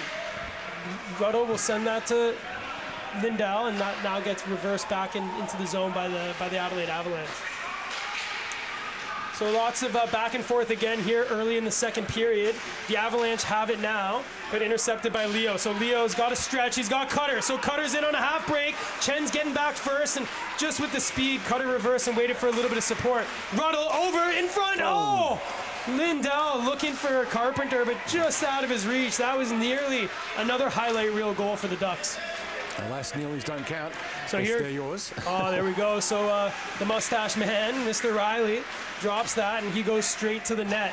Levesque now will get there, and it comes back up for Hazel. He's being watched by Stringer. Hazel pinching, gets it back, and the Adelaide Avalanche send that behind the net of the Ducks. We've got a duck down, and it looks like it's Carpenter gingerly getting to his feet, and he has a couple words to say to the official there. And Tashuma off the bench collects it. So here's Byron Tashuma now with the puck. Shot, save, comes out in front for Koenig, but wasn't able to get a shot away. So great little shot pass there by Tashuma. And intercepted, wind up, shot there into the glove of Villani. A big juicy rebound there by that shot from Tashuma, and it was a very unlucky, or it's one of those things in hockey, of course, you talk about luck, but it was a great opportunity that he set up, and that bouncing rebound. And so too at the other end for the Avalanche, they've had a couple of juicy rebounds as well. And when you get those rebounds, it's only a matter of time until someone is there to pounce on them and stick it in the net. So here's this line. We have Koenig out here, face off, one back to Stringer. Stringer will just backhand that down behind the net for Tashuma to chase. Avalanche got there first, but not able to get it out as Robertson sends that on, a little bouncer, but saved there by Villani. Woodman sends it up now, McDougall, not able to find Best as that was intercepted there by McMahon, and he's just forced to send that deep and have Tashuma go in and chase down Sack. So Tashuma and Woodman wins it out, and Webster just able to keep that in. And Sack will take it behind the net as well, and he gets the body laid there by Dawes. So Dawes allowing Webster, gets it in front there, but Gallagher just misses it. So Dawes is on a little bit of a hunting mission. He's laying the body quite a bit out here in the second period. And Best now, what a little dive there by Dawes to get it over to his captain, who finds Webster. Now over to Gallagher, over the blue line, winds up, shot, kick save Villani, and Webster wasn't able to get on the rebound. So Webster will battle there with Best. Dawes shot, saved there by Villani. Woodman now with it. He'll send that up for Best. He'll have a little bit of space and he'll get that out, but can't find Benson as that was intercepted there by Robertson. Finds Dawes, drops for Webster, over the blue line. Webster shot, saved there by Villani. Dawes now. A very long shift here. He's been on the ice for well over a minute. And puck comes out. Chris Drake just misses it, and Best will chase down Carpenter. And as Carpenter touches the puck, we're going to have a penalty there to Mr. Hayden Dawes, and that's going to be 2 minutes for Holden. He did a long period. He was on a bit of a mission for the first part of that. A lot of it, intense pressure by Hayden. And, yeah. Unfortunately, he will be spending 2 minutes in the naughty corner, and the Ducks power play. So Ducks penalty kill will be tested again with 15 minutes and 21 seconds to play in the period. Currently all tied up at 2 goals apiece. The Avalanche weren't able to muster much at the power play that started this period, but often when you start a period on the power play, you're not really in the rhythm, so they'll be hoping for a little bit better this time around. So here's Woodman with a shot into the chest there of Dane Davis, and he covers up. And you can see how well Woodman was just waiting for that cross ice move through the power play defence there of the Ducks by Levesque. You can just see that one on the replay if we get a chance to see it a little bit later. But it's just setting up that screen and beautifully timed. So face-off won by Benson, comes back here for Woodman. Woodman over to Riley, back to Woodman. Woodman just keeps that in. Nearly lost that going over the line, but official was right there and he was able to see that. And 1 minute and 41 seconds to go on the penalty kill for the Ducks, the power play for the Avalanche. 22 shots so far, 2-1 this period for Ducks to Avalanche, but look for that to swing around a bit in this power play for the Avalanche. So Benson again, face off, but lost this time, and Carpenter's going to get there first for the Ducks. Carpenter battling there with Benson. Carpenter still with it, but the puck now comes out for Brody Lindell to collect. He's going to send that down the length of the ice and kill off, a few more seconds here on the power play for the Avalanche. Still only just into the defence of this penalty kill for the Ducks with about 1 minute and 16 to go. So here's Riley with speed, takes it over the blue line, into the corner, shot on, rebound. Davis is down, and that's poked out by Brody Lindell, and that just handcuffs Woodman a little bit and forcing him back with great forecheck here by Lindell. But the great skating of Jamie Woodman, able to collect it. He takes that wide, drops it for Levesque, but Brody Lindell with the energy to come back, picks the pocket of Levesque there, and he'll go off for a change. Beautiful piece of penalty killing there by Lindell. Yeah, he just, like a dog with a bone, he just chases, right? And he was getting a nice few stick taps there by Dawes from the penalty box. So there's Webster, sends that on, and that just bounces awkwardly into the corner, and Best will pick that up. 30 seconds to go on the power play for the Avalanche. So here come the Avalanche with through Best. Walks there around Webster, comes in, takes a shot, save, rebound out in front, puck comes behind the net. Davis gets around and it comes back for sack. So McDougall now on the near point, takes a shot, bounce in front. Bortignon will battle there with Robertson. Robertson in the corner, still with the Avalanche now. As Bortignon takes it onto the half wall. He's got sacked, but intercepted there by Robertson. So here come the Ducks. Robertson over to Cutter. Cutter here on the half wall, sends it in front. Puck's loose. McDougall just keeps that off, and Cutter will knock the captain there. And Webster's shot, that just deflected wide. Best goes up on the half wall. Zach Steele will collect it. And that was Dawes laying the body there on Best. So here comes McDougall. Takes it in. McDougall gets hit hard by Dawes. He's a one-man wrecking ball today. And with Trevor Leo going down behind the net, we've got a little bit of a tussle. That's McDougall there with Robertson as they tussle there behind. And McDougall possibly suggesting to Dawes that he doesn't like his players being run like that. Yeah, look at this one. Nearly handcuffed the netminder, and McDougall just collected that and got it around. And let's see if then we see this hit. There we go. So Joey McDougall going to the penalty box, and we've got a few words coming from the Ducks bench telling them where to go. But with that, we'll only have the one. That's Joey McDougall's second penalty too. Yeah, that's... This time the Ducks with the opportunity, but they've got the attacking zone a chance for the setup and the power play now for the Ducks. Hayden Dawes, he was a bit of a wrecking ball through that little stanza, and McDougall not happy about it, but that's legitimate hockey. Yeah, so here we are. So the Avalanche not able to score on their 2 power plays this period. So let's see if the Ducks can answer here. So here comes Webster behind, looking in front to Dawes, but a great stick there by Hazel. Dawes has it behind in the corner. He's going to reverse it there for Webster. Back in front to Dawes, and just shot wide, but he'll get to his rebound himself. So Dawes coming up with speed. He's going to take that through. Nice little move over the corner, but he's being watched by Levesque. Dawes will rim that around, and Webster will collect it in the near corner, and he'll skate that up and pass that to the captain and McMahon. Sends it over to Carpenter. Carpenter walks in, over, Ruddle, shot, save there, Villani.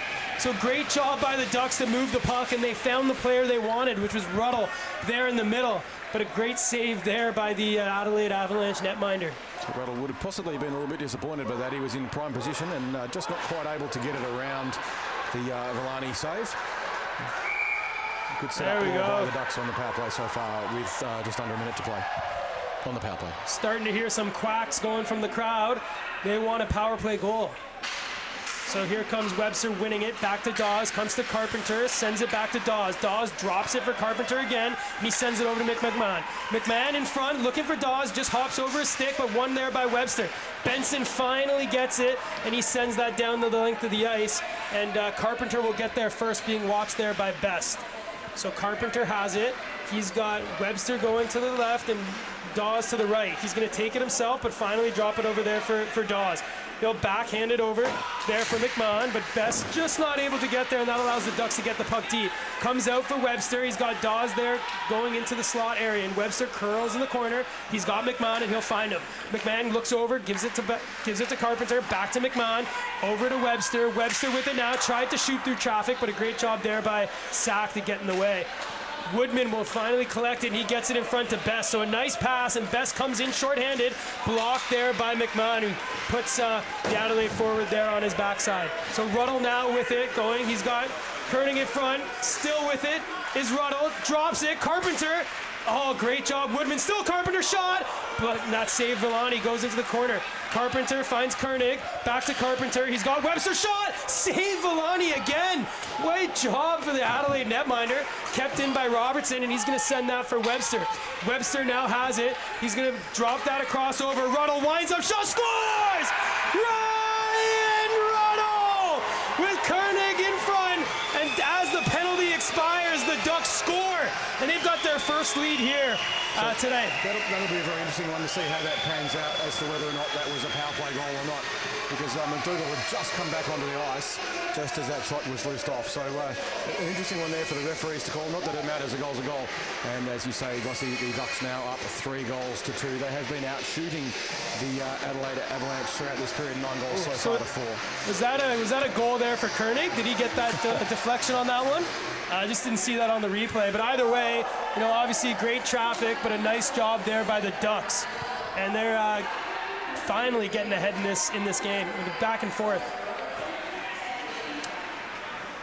Just a reminder for those of you watching the game, if the Ducks do win this one in regulation time, Adelaide cannot get first place. And the Ducks are guaranteed a first place finish. So we're just looking at this rebound. So the shot comes through, and can't see there. I think that might be Ruddle. So Ruddle will score there, and that will be his 7th goal for the season here. Or sorry, 15th goal. My apologies. So here we are, Tashuma not able to collect it. There goes Benson. So here's Zach Steele, with a shot off the side netting. Steele collects the rebound there, but the net get off its post. We'll get a reset. 10 minutes and 19 seconds to play in the second period. Ducks now up 3 goals to Adelaide, 2 shots on the net. This period, 9 goals so far to 4 in favour of the Ducks, 29-18 again in favour of the Ducks. So looking at the score count, the shot count, you'd have to say the flow is running mostly to the Ducks, and that's been how it's been. But to Adelaide, as we know, superb at taking advantage of broken play and have speed and fantastic penetration whenever they can get through in broken play. About to restart.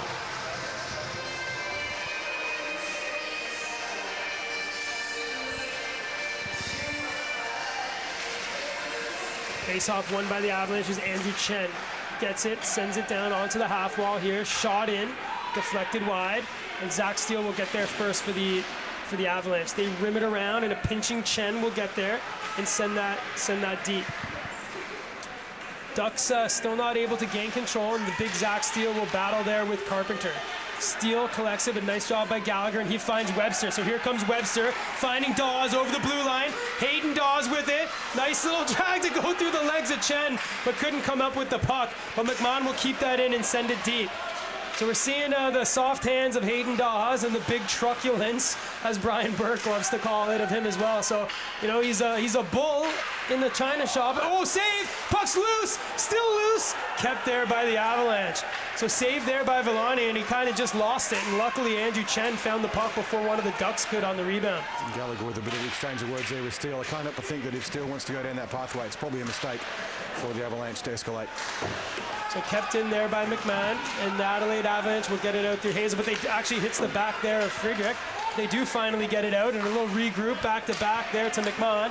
Looking there, nice little touch there by Dawes, but Hazel's going to get there first. So here's Hazel over to Bortignon, and he'll look for Riley, but just miss him, and that'll go down the rest of the ice. And again, for those of you not familiar with the rule, if the puck is iced, so if it's shot from behind the red line in the middle and makes it all the way down the other end of the rink, the defending team not allowed to change. This is that play there, so the puck just comes loose, and Villani doesn't know where it is, and Zach Steele just pushes young Gallagher away from it. Otherwise, he would have been able to just pop that over top of the sprawling netminder. So battle hard there, Cutter and Bortignon. Puck comes out, and it's Sack that has it now. So the puck now sent in, kept in there by Robertson. Cutter will get it and send that deep. Chen will grab it behind the net. He'll reverse that over for Riley, who's being watched there by Lindell. Riley does a nice little move just to keep that away from Lindell, but as we've said earlier, Lindell does not give up, and he just keeps chasing that puck. So Lindell, nice job, allows Ruddle to collect it, comes in front for Cutter, but a nice save by Villani. Here's Riley with speed tried to chip it past Robertson, but Robertson kept it, and he and Riley and Lindell having a few little bumps as they go up and down the ice with one another. The shot there, deflected and went right off the bar. So here we go with Ruddle. He's twisting and turning. He sends it back for Carpenter. Winds up shot, saved there by Villarney. Lindell tries to get a backhand on, but that goes wide and picked up there by Andrew Chen. He'll send that off the glass high. Grabbed out of the air there by Carpenter, and he's being pinned up there by Riley. Puck squirts out for Levesque. Winds up shot right into the trapper of Dane Davis as he stares down Levesque on that one. So a good level of aggression from both teams in this last couple of minutes. The Ducks still up on the shot count, 30-20. But some good aggression there. But I think what we just saw from Lindell is characteristic of his game, where he has that incredibly aggressive forecheck. And Adelaide not used to that from the Ducks. They've been used to maybe having a little bit more time and space, and they're not getting it today. When Lindell's on the ice, you've got no room to move. So this line's been good for the Avalanche as well, having McDougall back. He's been out there laying the body, but hasn't been able to find the score sheet. Also a little bit of ill discipline from him, though. He's given away 2 penalties, one of which gave away a goal. Yeah, so here's Best. Nice little move. Looks in front. Still with it now in the corner. Carpenter has it, and he sends that up. Kept in there by Woodman. Woodman takes a shot in and right into the glove there of Dane Davis. 7 minutes 20 to play in the second. The Melbourne Ducks up 3 goals to Adelaide 2. Shots on the net at the moment, 30 to the Ducks, 21 to the Adelaide Avalanche, as the Ducks and the Avalanche have a face-off in the Ducks defensive zone.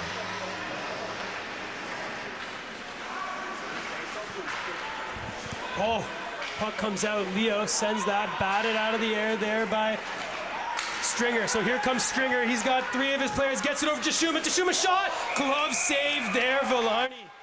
So Corey Stringer tried to pay back Byron Tashuma and sent a nice pass over, but the glove hand of young Curtis Villarney was just too good. He was able to stop it. Is a good counter-attack there by the Ducks out of that defensive face-off. They had a good win on it. Cleared it out nicely and came down in numbers, and Avalanche having to get back a little bit more quickly than they're probably used to having to do. They are playing the top team in the league, and they're being shown how it works at the moment. 7 minutes to go in the second period. And Avalanche just needing to get themselves organised as well. They are going to run out of legs in the third, probably. They do have a short bench. A number of their players over in Mexico at the Junior World, under Grade 3 Junior Worlds. So Webster facing off against Steele. Gallagher just chips that into the corner, but Hazel's going to get there first. He sends it over to Chen, who looks up for Friedrich, who just chips that down. That's going to go all the way.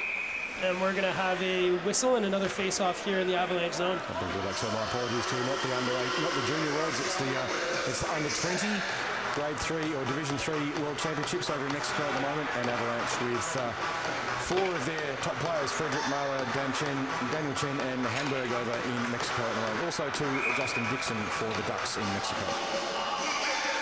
So face off here to the right of Villarney, won by Webster, shot by Dawes, but just hit Webster. He does it though, reverse it, sent in front, save Villarney, still with it now is Webster. He looks to the point, finds Robertson, sends it over to McMahon. McMahon over to Webster, in the slot, shot, blocked there, and out comes Friedrich. So Friedrich for the Avalanche, he's got Steele with him.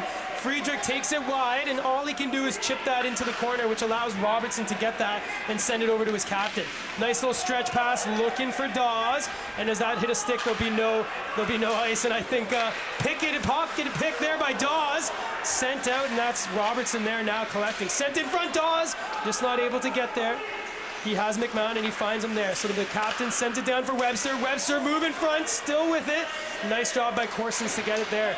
Dawes chips it back to McMahon. Clapper save there by Villarney. So the Ducks now with their own little bit of offensive pressure here as the Avalanche can't seem to get it out. With it now is Gallagher, and that just mishandled, and Corson's now able to go the other way.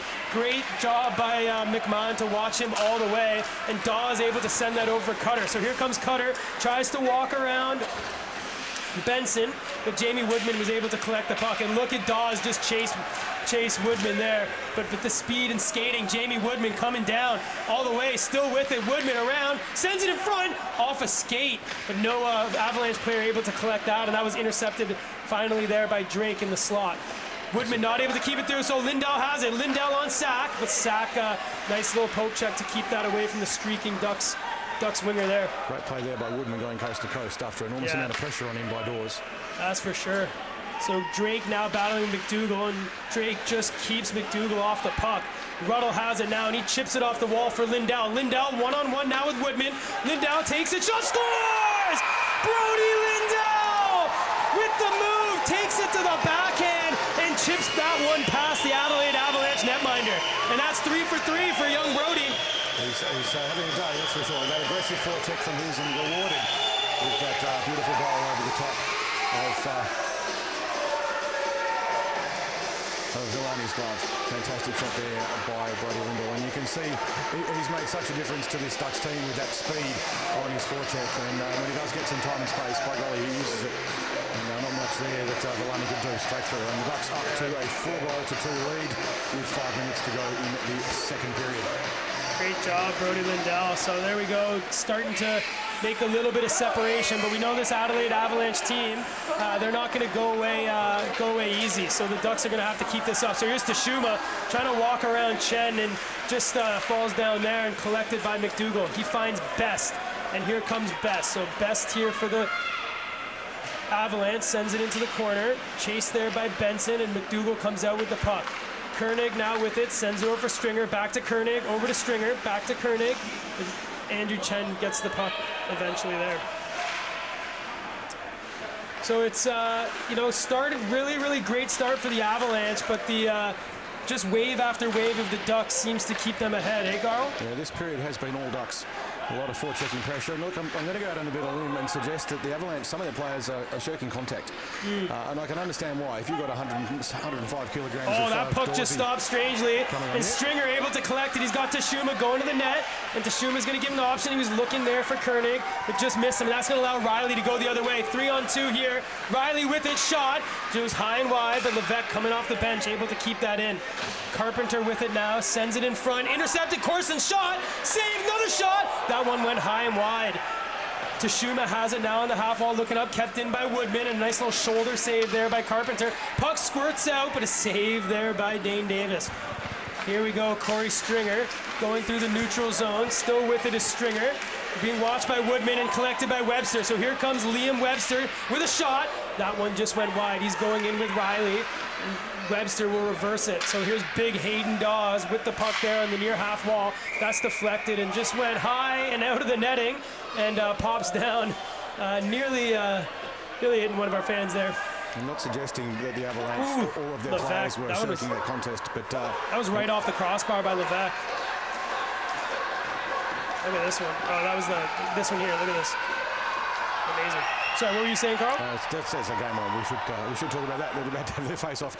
And the Ducks at the moment with 3 minutes and 14 seconds to play in the second. So here's Dawes with the shot. Leo in front, saved there by Ferguson. So what were you saying there? I was just suggesting earlier that certainly not all of the Avalanche were shirking the contest, but a couple of the younger guys. If you see Dawes coming at you at full tilt, there's 105 kilograms of him, and you know it's going to hurt if it hits. We have seen possibly just a little bit gun-shy when the contest has been on. And that's just opening up a few more opportunities for the Ducks. No, definitely, and I think it was very evident there, that shift before that goal. When Dawes went in on the corner, as you mentioned, he's just looking over his shoulder, wondering what's coming from, as opposed to playing hockey. And that's what a big aggressive winger's job is. It's to put fear into the heart of a defensive player and make them think, if I go and get their puck, am I going to get pasted? And that's what a good attacking winger is doing, and Dawes certainly doing that at the moment. There we go. So Trevor Leo just being chased by Bortignon, but Leo still with it, sends it up to Gallagher. Gallagher now looking for Dawes, finds him. Dawes chips it there for Webster, comes in, shot, save, pouncing on the rebound there was Villani. And those juicy rebounds just starting to pop up time and time again, and we know that they will start to go in. With 2 minutes and 33 seconds to play, this period has been all Ducks so far. They're up 2 goals and 37 shots to 23 in total, and this period has seen 15-7 shots to the Ducks, and they haven't been crap shots either. They've been excellent chances. It's the big thing as a netminder is being able to control those rebounds. It's a lot easier to make the initial save, but to refrain from those second or third opportunities is what's so important. And that's what you see from Big Dane down there, right? He's usually so calm and collected, doesn't kick out too many rebounds. And you know, the Ducks now, I guess, with just all the shots faced, are just probably going to start throwing the puck a little more often onto this netminder because he's starting to let a few rebounds out. Yep, I think that's a bit of his inexperience at this level, Sure. as opposed to Davis, who's certainly been here before. So McDougall just not able to keep that, and Ruddle regroups that to his captain. And McMahon now will skate that himself, looking for Lindell. That was deflected there, and no, it wasn't. So we'll have an icing. A few players a little bit confused as to that one, wondering where it happened, or where it didn't happen, so to speak. And we'll be back now for a defensive zone face-off for the Ducks, an opportunity for the Avalanche to try and get one back with 2 minutes and 5 seconds to play in this second period, which has so far been all Ducks. Yeah, I think the big thing, as you mentioned, is I think Dawsey came out with a little bit of extra bite so far in this period, and that first period we saw a lot of the forechecking, a lot of the hitting of the Avalanche. Now we're not seeing much of that. They seem to be beaten down a little bit. So I'm sure they'll talk about that in the dressing room in between periods and try to get back to that physical game that got them ahead early in the first. The most important thing, of course, is pucks in the net. And they've got plenty of time to bring it back to 2 or even bring it back to a 4-all game at the end of this period if they do well out of this face-off. So here we are now, 1 there, puck battle behind. That's Carpenter. Gets it up to Cutter, who sends that out, but Sack gets there for the Avalanche. He's going to reverse there for Woodman. And these two defenders have been very, very puck mobile defenders, in Woodman and Sack, so they can go the other way in a hurry. But not when they're watched by the forecheck of the Ducks, and that's Lindell there with it. Chase there with Sack. Lindell now winds up, shot, save, bounces, rebound, covered up by Verlarni. And that shot hit him on the helmet. Yeah. So there'll be a break just to make sure that he's okay. But a good shot by Brody, just trying to go whistle it past his ear. But Verlarni managed to just stick out an earlobe and get in front of that one and deny the goal. And he's all okay, so that's good. We're good to go. There we are. So puck out now for the Avalanche. They send that over to the mustache man, Mr. Riley. Goes in for Levesque, looking for Corsons, but intercepted there by Stringer. Puck squirt out, gets it for Riley, but intercepted there by Stringer again. So here comes Corey Stringer. He's got Koenig and Tashuma with him, but puck won eventually there by Riley, and he sends that down the length of the ice, but not enough for icing. A foot race there between Leo and Corstens, won by Leo. So Jamie Woodman in his own zone, just having a look, sends it up there for Sack, and in comes Levesque in front. Riley, shot, save there, puck now behind the net. Comes back to the point for Woodman. So here's Woodman, winds up, shot, save, Dane Davis. And as we mentioned, holds that on and no rebound for the Adelaide Avalanche to get their hands on. I think that's been a significant difference in so far in this period too, with Davis's saves, as you say, not letting out as many rebounds as the less experienced. Look at all the bodies. Verlarni. Lots of Ducks there to cover it all up as well. But the Adelaide Avalanche still with 30 seconds to play in this period, and another chance to score from this face-off. There we are. So nice face-off win there for Webster, who ties up McDougall. And Troy Robertson will reverse that up for Dawes. Dawes just trying to chip it up for Gallagher, but that was intercepted there by Best, who sent that deep. McDougall gets there first, sends it in front. Oh, just fanned on it there was Best after a great pass there from the captain of the Adelaide Avalanche. And out come the Ducks. 25 seconds to play in this period. So here we are, here's Sack with a stretch pass. He was looking there for Benson, but that was intercepted there by McMahon. And that ends the period, so we gave you some bad information there about the time remaining on the clock. But that concludes the second period, and that period, it's safe to say, was pretty much all Ducks, with 2 goals to none to the Avalanche, taking the score out to a 4-2 lead to the Melbourne Ducks. It saw a evenly split penalties, with the Ducks starting off with Sean Cutter in the box for a bit over a minute, and then Hayden Dawes getting 2 minutes for hooking about 5 minutes in, and then John Dougal for 2 minutes for interference, which set up a power play which the Ducks subsequently scored from. Goals in the second period to Ryan Ruddle, assisted by Webster and Robertson, and Brody Lindell, assisted by Carpenter. But it was a magnificent solo effort and a reward for Lindell from some incredibly persistent forechecking. We're about to get an interview now, I think, in just a moment. So we'll just hold on for just a moment. But in terms of shots on, that tells the story in this period. Is undebatably so. 17 shots to the Ducks in that period, to 9 to Adelaide, and you've got to say most of those Adelaide shots from poor angles. There was a couple of opportunities for some rebounds, but they weren't able to swoop on them and put them away, and Dane Davis doing a good job of tidying it all up in front of the net. So we'll be going into the second intermission, and we're just going to cut over to an interview in just a moment, but we have a 4-2 lead to the Ducks, and we're cutting over now to the interview.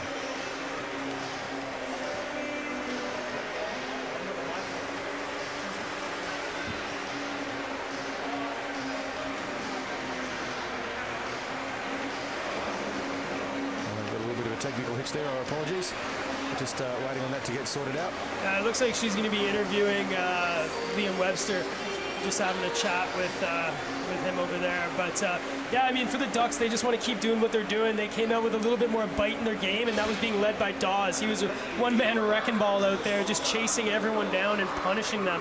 But I think if you're looking from the Adelaide Avalanche, we need to look at players like Jamie Whitman, Tom Sack. They're doing really well, but they're going to really need to get some of the speed of Riley. We're so used to seeing him flying down the wing with speed and using that speed to cut in and get some shots. But you know, we've maybe seen 1 or 2 rushes on that one. But looking forward to seeing what's going to happen in the third period, and we'll be back with you guys shortly.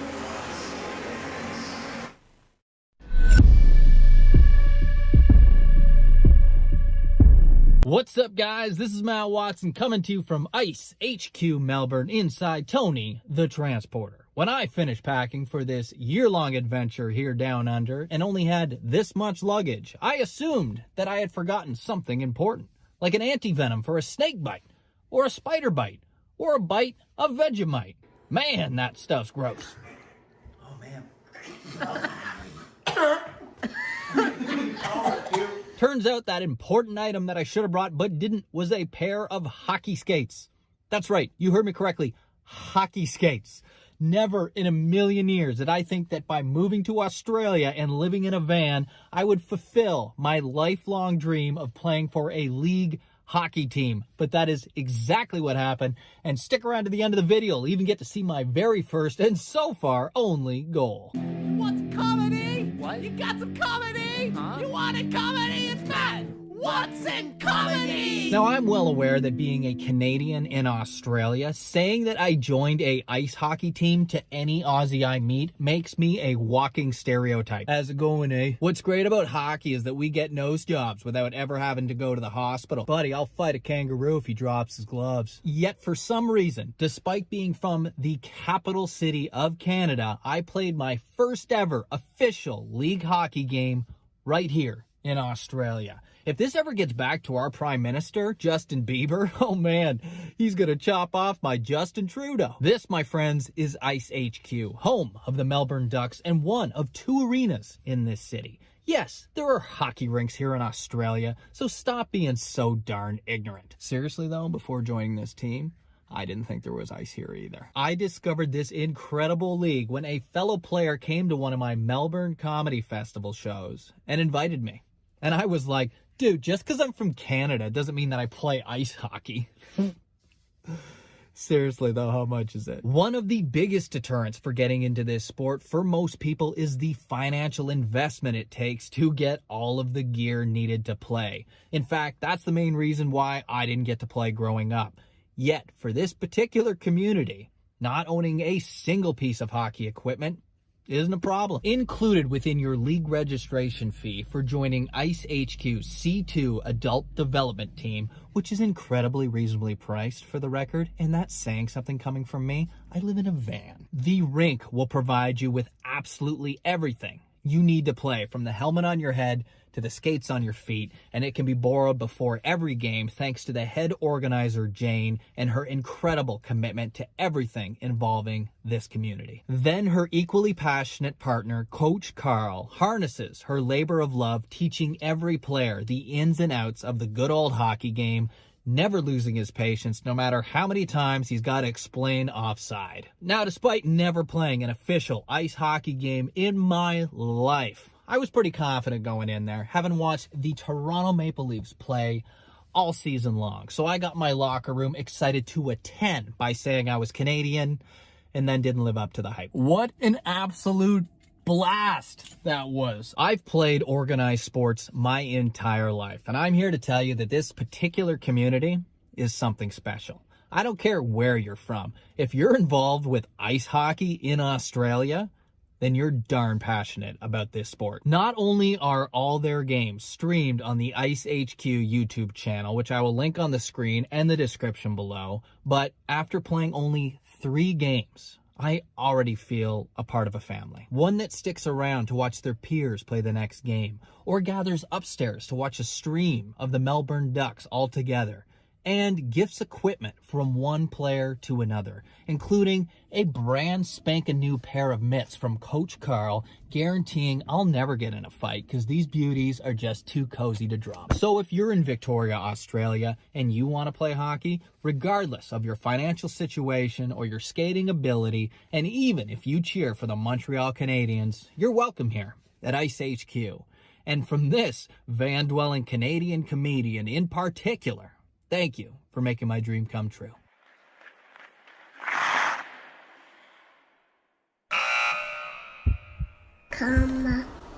Hey, you beautiful person, by watching this video, you are already supporting me, so thank you so much for doing that. If you want to go a little bit extra, it's super easy, and you can feel great about yourself because it helps me out a ton. Just give the video a thumbs up, subscribe to the channel, and then just send it to a friend. Be like, check this guy out. He is hilarious. I've also got the Ice HQ YouTube channel linked over here if you want to see this crazy Canadian try to play hockey here in Australia. But that is it for this one. Thank you for watching, and I'll talk to you next week.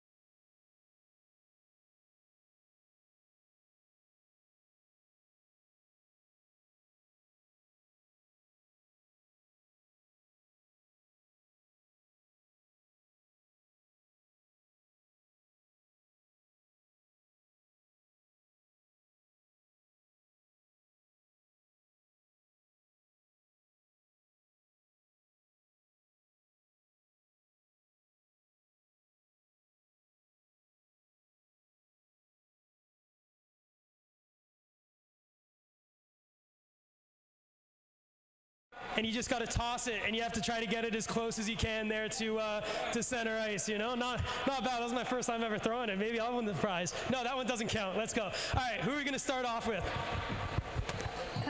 Me? Yeah, what's your name, mate? Leo. Leo. All right, Leo, let's go. Let's have your toss. Oh, pretty good. We got a good start. All right, Leo. So Leo's our leader. Who do we have next? Marshall. Marshall. All right, Marshall. Let's go. Can you get closer than Leo? Oh, we need the sweepers out there, right? Sweep, sweep. Riley. Riley. Okay, Riley. Let's see if you can beat Marshall. Let's go. Give it a toss. Oh,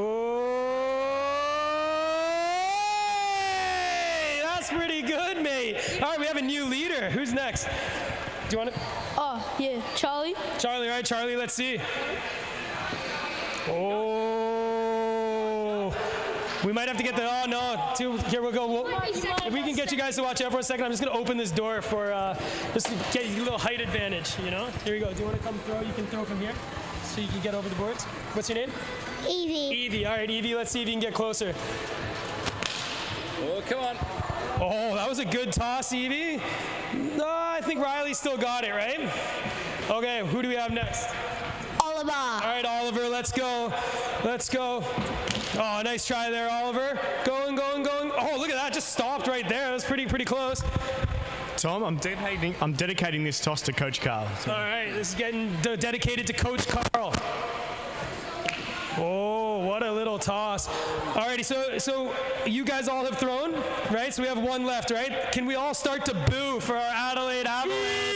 For our Adelaide Avalanche, man. Chris is all the way here from Adelaide, so let's see how you can do this, Chris. Oh, close, close, close. Oh, just stop. Might have to get the measuring tape out, but what do we got, guys? Who's closest? First, right? That's Riley. Nice job to Chris. And that's going to pretty much talk about our game. We got a nice little Ducks shirt there for Riley, right? Riley was the one that was closest? Was it? Yeah, awesome. Nice job. Well to go, mate. And hopefully that shows how the rest of the game's going to be close, but Ducks still ahead, right? Nice job. Thanks, guys.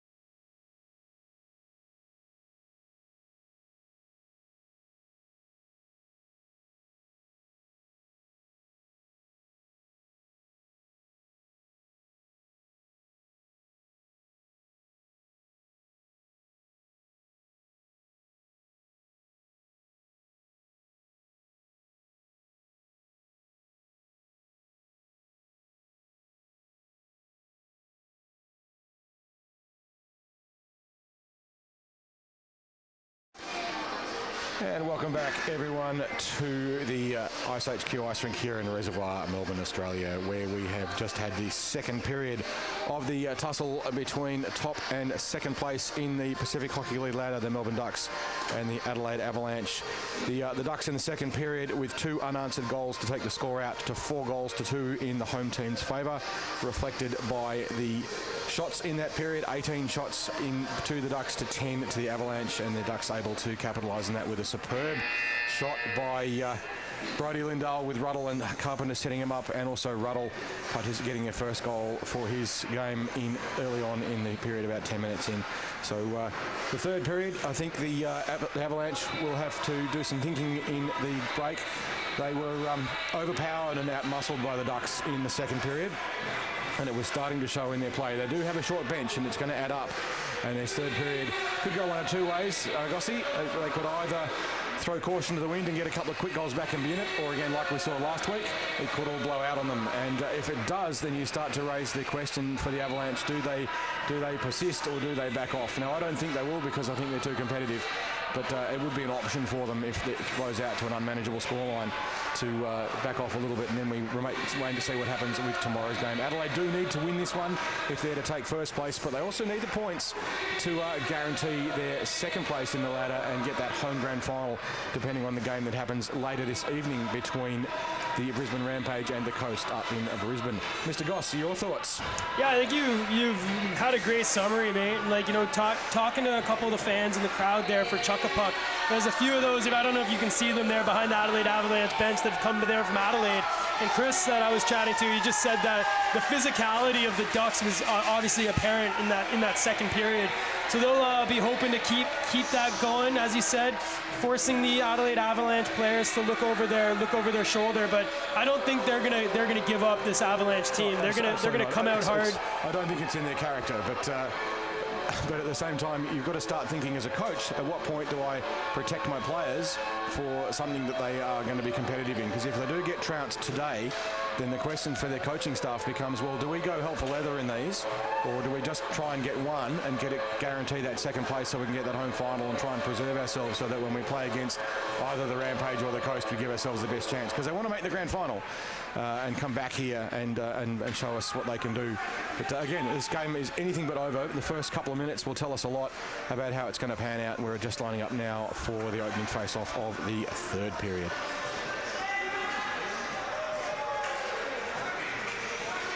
So the Avalanche are going to start off here with Bortignon, with Steele and Frederick, and the Ducks will counter with Cutter, Lindell, and Ruddle. So face-off won there by Bortignon, comes back for Woodman. Woodman now has it, and he'll send that deep into the corner for Bortignon to give chase. Hit there by McMahon, allows Robertson to collect the puck, and the Ducks will come out now with Lindell. He just stops that, and he's being watched by Bortignon, but does a great job just to evade that check. The captain will find Lindell, and Lindell now will take it over the blue line, gets around Steele, has it still as Brody Lindell tried to shoot that in, but that was blocked by Woodman. The Adelaide Avalanche will get it out, but only as far as center ice, as that was intercepted there by McMahon, and Brody Lindell now will take it over the blue line. He's got Ruddle behind him. Lindell, nice little move, takes it to the backhand, behind the net now, picked off there by Hazel. So here come the Avalanche, the Jake Hazel, and he sends that deep for Corsons to give chase. Out comes Big Dane Davis, and he rims that along the glass, but we can't get that out as that was kept in by Hazel. Shot on, another save there by Dane Davis, and collected there by Robertson.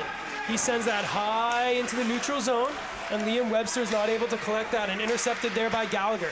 Gallagher and Dawes and Webster now out on the ice for the Ducks, with Levesque out there with Corsons. And Riley. You can just see the aggression of that forecheck by the Ducks.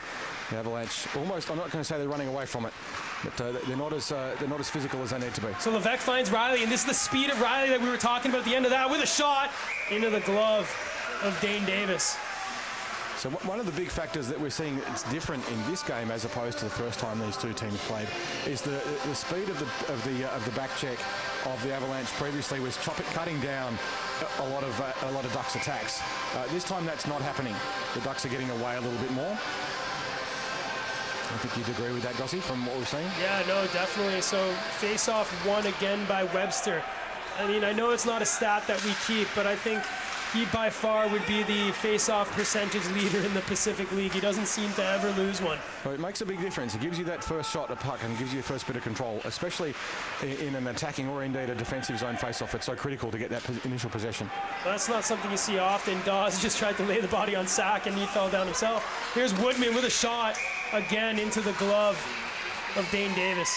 They're just swallowing them up and making them look easy. They're not, as we keep saying, game after game after game, no shot on the goalie is an easy one. But it just has this uncanny ability to make them look easy. No, definitely. So McDougall, the captain, who's back for the Avalanche, he's out on the ice now, and they're going to be hoping for a captain's goal. They need a spark from their fearless leader if they're going to get back into this game. So battle there, Koenig with McDougall, and McDougall just ties him up on the boards there.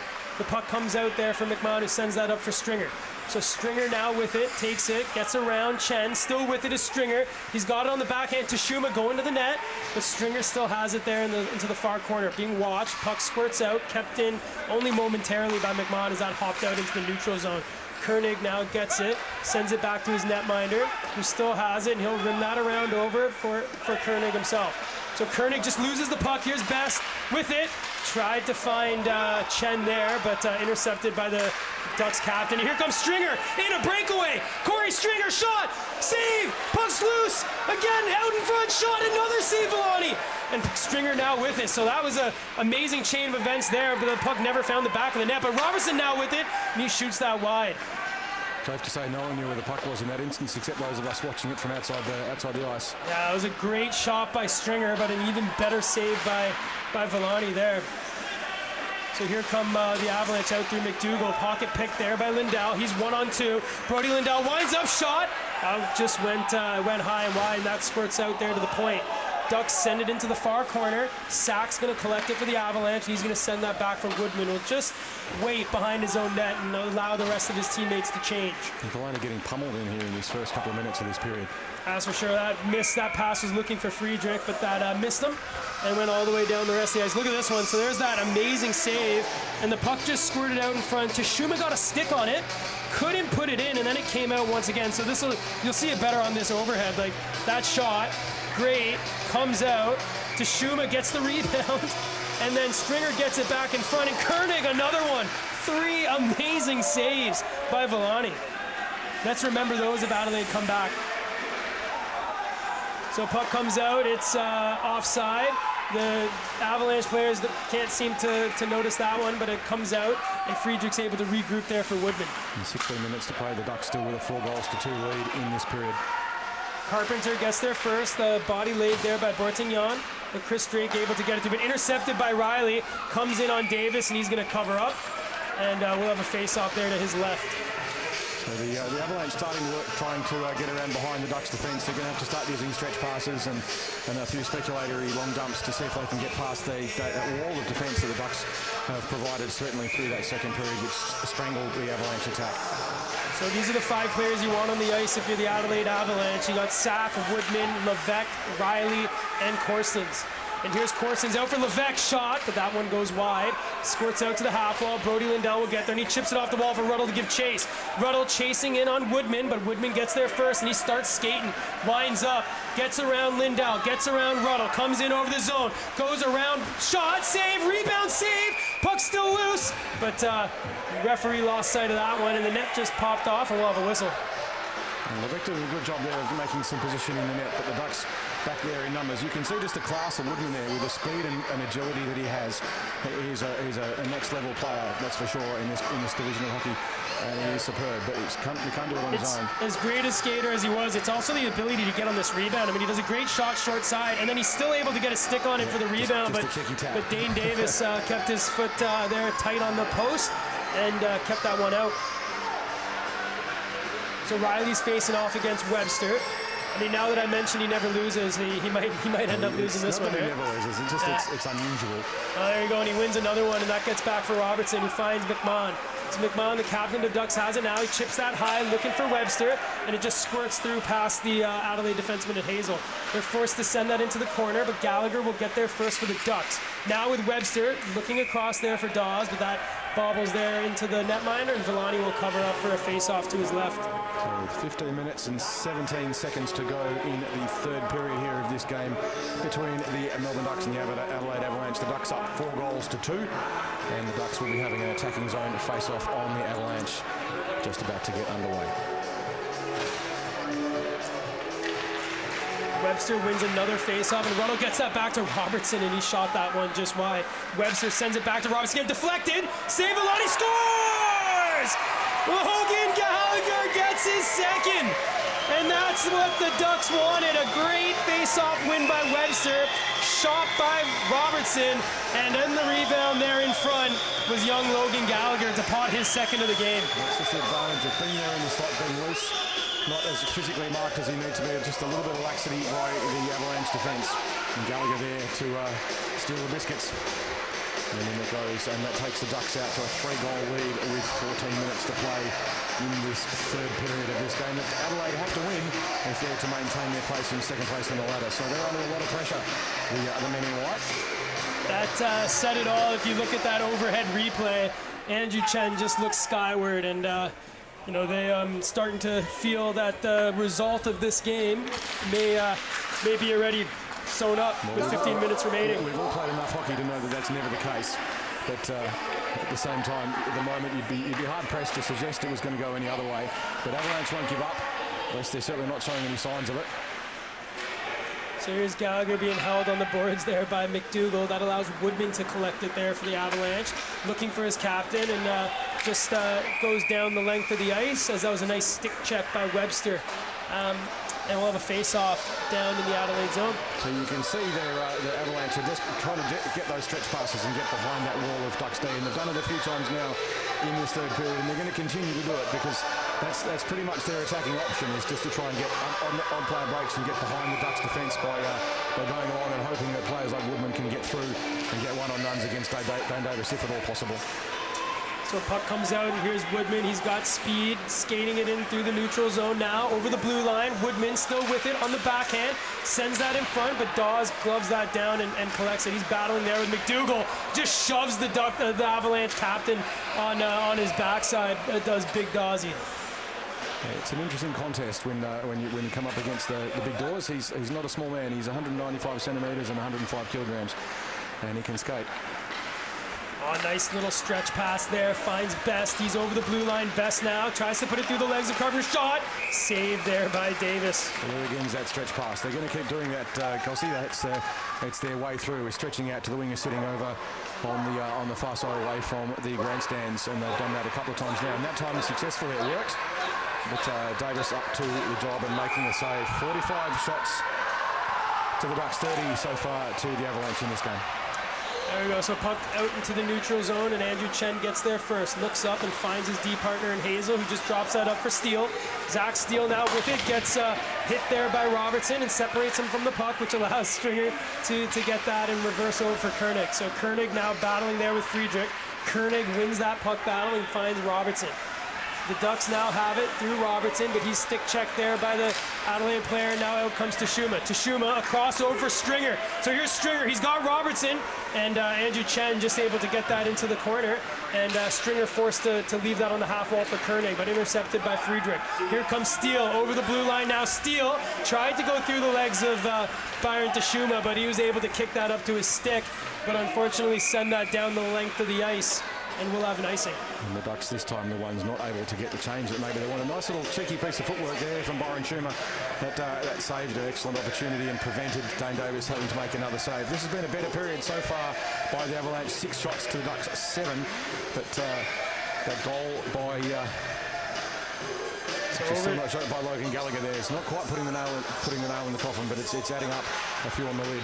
So here's that 5-man unit I mentioned before for the Avalanche, and Riley chips that out to Tashuma. So here comes Tashuma for the Ducks, sends it over to Stringer, who just kicks that into the corner, and now Tashuma will go and change. Koenig is forechecker going forward, and Stringer now goes to the bench.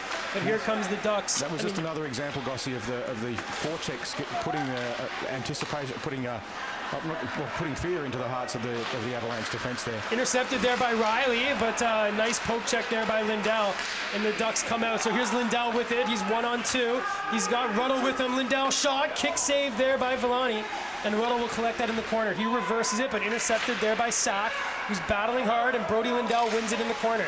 Lindell reverses it there for Ruddle. Ruddle trying to feed it back to Lindell, but that was intercepted by Sack. Comes out to the point, but Leo there, he reverses it and in front now, looking for Cutter was Ruddle, but that was intercepted by Corsons. So here comes Corsons for the Avalanche. Nice little bit of back check there by Brody Lindell to pick the puck, and that allows Ruddle to go through. Cutter, great patience there to keep that in. Coming through there was Lindell, and looking for Corsons, but intercepted by Carpenter for the Ducks here. So the Avalanche, it's now or never. There's just under 12 minutes remaining, and they've got their best opportunity on the ice here with Mr. Best with the puck. Joey McDougall, their captain, sends it deep. Benson's going to go chase the Ducks captain, but the Ducks captain twisting, turning, still with it. He's going in on Chen, and he just stops, corrals the puck, and create space for him. Just an amazing skating, a way to use your legs to create space there by the Ducks captain. So here comes Hayden Dawes. He's got Webster with him. Dawes finds Webster, just goes around Chen, takes a shot, saved by Villani, and that goes high into the half wall. McMahon winds up, takes a shot, blocked there by the Avalanche. Best now gets around Webster. Best with it on the backhand, shot into the glove there of Dane Davis, but we'll have a 2-minute penalty there for a hook, and that will be Liam Webster. We'll be sitting for 2 or less. I'm going to call a highlight, which isn't going to make the highlight reels because it wasn't a goal, but it was an incredible period of play earlier by Brody Lindell. who owned a forecheck and then a fantastic back check to come back and steal the puck and then participate again immediately in another attack. And it's that neutral zone dominance that we've seen today, in particular when Brady Lindahl has been on the ice. It's made such a huge difference so far in this game to the Ducks. Ducks now with a penalty kill. The Avalanche with the opportunity to score back with 11 minutes and 14 seconds to play in the third. The score at the moment, 5 goals to the Ducks, 2 at Adelaide. They must score in this power play to give themselves a chance. Carpenter gets it, but not out. Woodman keeps that in. He's going to send that over to Riley. Riley walks in, takes a shot, save, rebound. Levesque collects it, sends it there, and then just hits the referee. And Levesque wasn't happy with that one, but that allowed the Ducks to send that down. Down to 11 minutes now to play in the game. The power play with 1 minute and 40 seconds to go for the Avalanche. So here's Woodman again, collecting with speed, but a great job by Stringer to chase him down. And Stringer's another tall man watching Woodman, and great job to force the Adelaide Avalanche all the way back into their zone. But with speed now is the mustache man. It's Jake Riley coming through the neutral zone with speed. Over the blue line, winds up shot, blocker save, and covered up on the rebound there was Dane Davis. And you can see with Davis's blocker save there, instead of the puck spitting out and being an opportunity for rebound, he's dropped it straight at his own feet. They managed to just pounce on it and not give the Adelaide Avalanche the opportunity for that rebound, which they would have loved a chance to try and get a second shot on, very similar to what happened earlier with Logan Gallagher's cheeky little tap in with just under a minute to go now on the Adelaide power play. So McDougall just loses the face-off there. Puck's in the corner. Trevor Leo, he's there with 3 Adelaide Avalanche players. Comes out to Lindahl, who sends that down the length of the ice. And that slow clearance buys time to 10 minutes and 15 seconds to play and 1 minute now to go on the Adelaide power play. So here comes McDougall over the blue line, curls in on the backhand, drops it for Steele, who comes in, wind up shot, rebound, cleared there by Carpenter. Adelaide force back and more time run out of this power play now, 40 seconds to go on the Adelaide power play. So Woodman just going to hold up there. He's going to send that up for Best. Best takes it over the neutral zone, takes it in over the blue line now, drops it there for Steele. He's being watched by Ruddle. Steele still with it, sends it behind the net. That's going to come onto the half wall, and Joey McDougall will be able to collect it. He drops that there for Chen, and cleared there by Brody Lindahl down the length of the ice, and he will go for a change. And over the bench comes Big Dawsey. 15 seconds to go on the Adelaide power play. With 9 minutes, just over 9 minutes remaining, it'll be interesting to see if Dawes can get on the score sheet. He is our PHL Pro Professional League goal scorer so far, leading goal scorer. And Webster back on the ice. That concludes the Adelaide power play. Bortignon shot, nice blocker save, Dane Davis. Puck reversed into the corner, Levesque with it, sends it in front, now Riley shot, blocked there by Hayden Dawes. Hayden Dawes on the backhand, clears that through, just gets that past Bortignon, but the Ducks will go and change, and allowing the Adelaide Avalanche to come out. So that was dropped there for Corsings. He finds Levesque. Levesque waits, sends it over for Riley. Riley now with it. Tries to backhand that over. Levesque has it, winds up shot, save, windmill glove. What a save, Mr. Dane Davis. Just a little bit of desperation starting to show in the faces of the Adelaide Avalanche players, wondering what they can do to get a goal through here. Beautiful save there by Dane Davis through beautiful shot through traffic. Great job by Levesque too to handle that bouncing puck, but Dane Davis just snatches that one straight out of the air. And so the conclusion of that power play, the Ducks still with a 5-2 lead with 8 minutes and 30 seconds to play in the third. So here's Levesque trying to center it, but that's intercepted by Leo. He looks over for Webster, just out of his reach, allows Woodman to collect it. Woodman sent it across, but that was being watched by Dawes, and that deflection went out of play. And it's now, I think, Gossie, we're going to start to see the fatigue really starting to bite into the legs of the Adelaide Avalanche too. They don't have as big a bench as the Ducks at this time, and so they're going to start getting tired, and they have relied a lot on a number of players to be their real creative focus when the neutral zone has been shut down so well by the Ducks. Can Woodman and get through with his speed, or is he just going to run out of legs with 8 minutes to play? So face off one forward, Gallagher sends that over, looking forward. Gallagher still with the puck behind the net, sends it to the point, kept in there by Carpenter.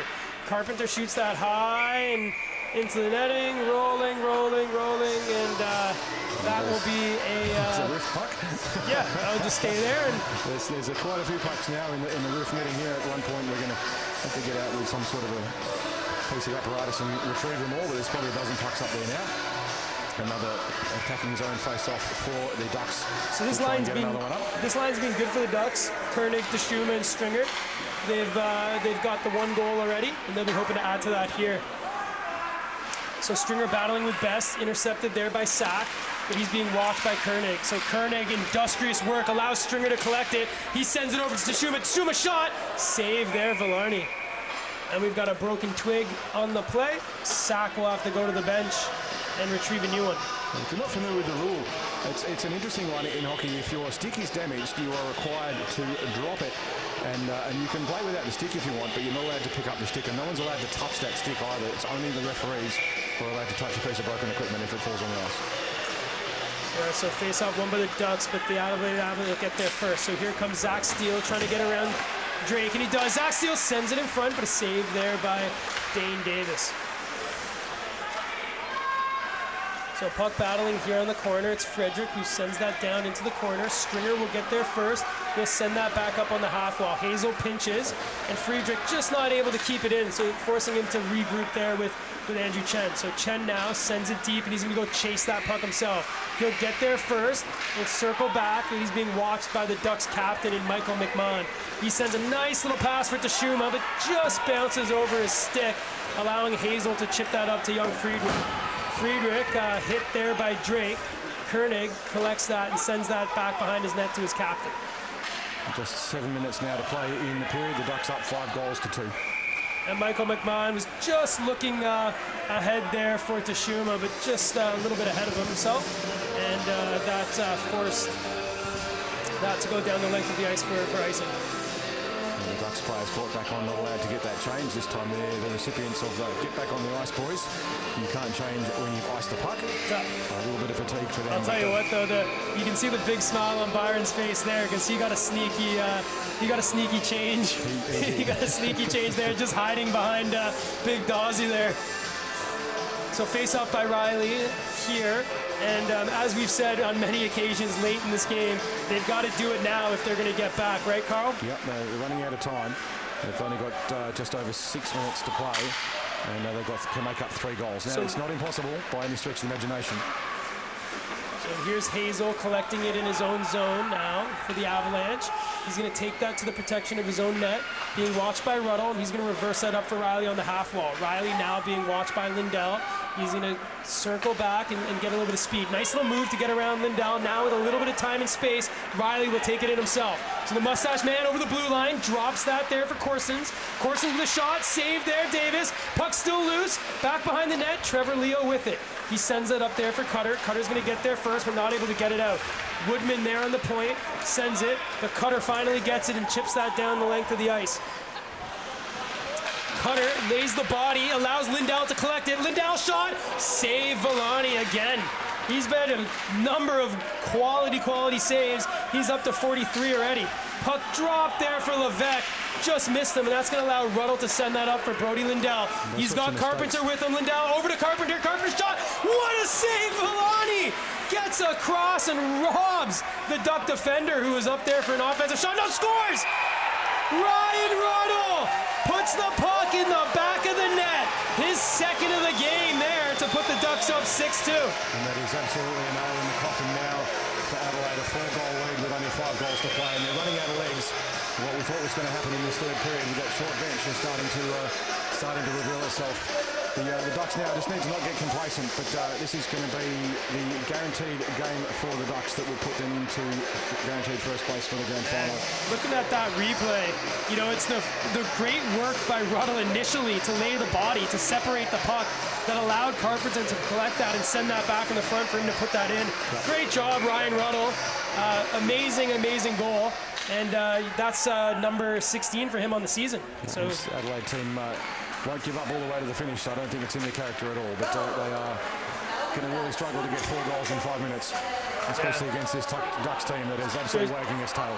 So McDougall just tried to find Best there, but that was intercepted there by McMahon. But here's Dawes, nice little move, sends it in front, Gallagher shot! Save there, Villani. And on that goal, you know, obviously just before that, a hell of a save by the Adelaide netminder. It's sustained pressure by the Ducks. He's going to go in eventually. There's almost inevitability about it now. Yeah, he's faced 52 pieces of rubber being shot at him so far tonight. It's a big ask to save all of them. That's for sure. I mean, he's still made 46 saves, so no slouch for him at all. But here's Gallagher now over the blue line for the Ducks. Reverses that in front, looking for Webster, but that was intercepted there by Hazel, who sends that out of the zone. Just another example of fatigue. You wouldn't normally expect McDougall to have his pocket picked so easily. Oh, here's Dawes, picks it up on the blue line. He's got Woodman watching him, and Woodman collects that puck. So here he comes, Jamie Woodman now over the red line, takes it to the backhand, gets around Stringer, just stops up, has a look, circles. He's being watched by Corey. Again, still with it is Woodman, and he sends that deep into the zone. Friedrich will get there first, but he's being pinned up there by Carpenter. Benson supports, and he gets the puck. Chips that in front, looking for Bortignon, but he had his pocket picked by Stringer, who sent that out for Tashuma. So Tashuma will be the forechecker in on Sack, who has to send that across over for Woodman. He's being watched by Koenig and evades the check beautifully and sends that up to his centerman there, Jack Steele. So Steele in, watched by Carpenter, and Stringer finally gets that and sends that down the length of the ice. And with that going all the way down, we'll have a face-off in the Duck zone. So 3 minutes and 53 seconds to play now. The Ducks with a 6-2 lead, so 4-goal lead to the Ducks with 3 minutes and 53 seconds remaining in this game. And the Avalanche running out of legs. They're starting to make basic mistakes and be robbed of the puck at times when you wouldn't normally expect them to. And that's just fatigue really starting to bite into their legs in this last 3.5 minutes of the game. So Koenig facing off against Corsons. Corsons wins it and gets it to Levesque. He reverses that behind the net for Corsons, and Corsons still with it. He's got Woodman and finds him. So Woodman here on the point, walks through the middle, winds up, takes a shot, deflected off to Shuma into the corner, and Stringer will get there first for the Ducks. Koenig now with it, but can't get it past Sack, who sends that back there for Corsons. Levesque will collect it now for the Avalanche and send that back to the point for Woodman, who does a nice move to walk around to Shuma. Woodman still with it, curling in the back, takes it behind the net, still with it Woodman, sends it into the slot, but that goes all the way past everyone and forces Sack to collect it in his own zone, but he'll wheel up. He's got speed now. Here's Sack over the blue line, still with it, takes it wide and curled into the corner, and that's a nice little poke check by Dane Davis. Chen winds up, takes a shot, save, another save there by Davis, and Ryan Ruddle will get there first in the corner, watched there by Corsons. 3 minutes now left in the game. And here comes Brody Lindell, always industrious, chasing Hazel, and still with it is Hazel, and he finally gets it out to Corsons. Intercepted there by Cutter, who'll do a nice little pass over to McMahon, who'll just circle back and buy a little time while the Adelaide Avalanche players go for a change. So I think we've said it. We've guaranteed the grand final appearance here for the Ducks. Now it's just all icing on the cake. Well, it is for the Ducks with 2 minutes and 20 seconds to play. They're not going to, I think it's possible, but they're not going to get 4 goals back with that much time. So we'll have a look at the points as they will probably pan out by the end of this game. The Ducks will finish with 37, and the Adelaide Avalanche just with 25, which puts the Rampage 23 points, just 2 points behind them.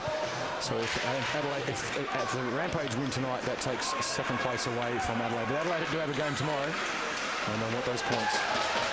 Nice job, Troy Robertson, to block that play, but McDougall now with it. Ruddle sends it up for Cutter. So Cutter's going to get there, and he'll have Ruddle crash in the net, no doubt.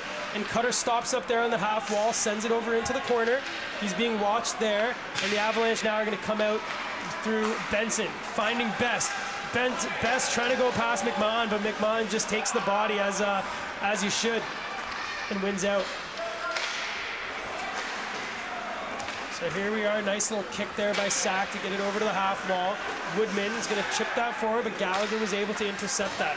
Best will dump that down, but Best not able to get there first, which will allow Carpenter just to reverse that over for McMahon. 90 seconds now left in the game. You'll see it here with 90 seconds left. I wouldn't be surprised if the Adelaide Avalanche just try to get the puck deep and lay the body on a little bit. This is about setting the tone for tomorrow. Here's Webster over to Dawes. Winds up Dawes, shot, save Villani. And puck goes into the corner for Woodman to collect there for the Avalanche. He'll skate it out himself. I think we've said that a number of times so far tonight. Just weighted up, and Zach Steele just a fraction offside. and we'll have a face-off here in the neutral zone. Dawes is going to earn himself 2 minutes there for cross-check in the back after the play. Not quite sure what that was all about. It was unnecessary by Dawes. And we get 2 minutes for that with 1 minute and 23 to play. Absolutely unnecessary play there by Hayden. That was very silly of him, especially with the score at 6-2 up. So he'll sit out the rest of the period, unless of course Avalanche get a goal back, which is possible but unlikely.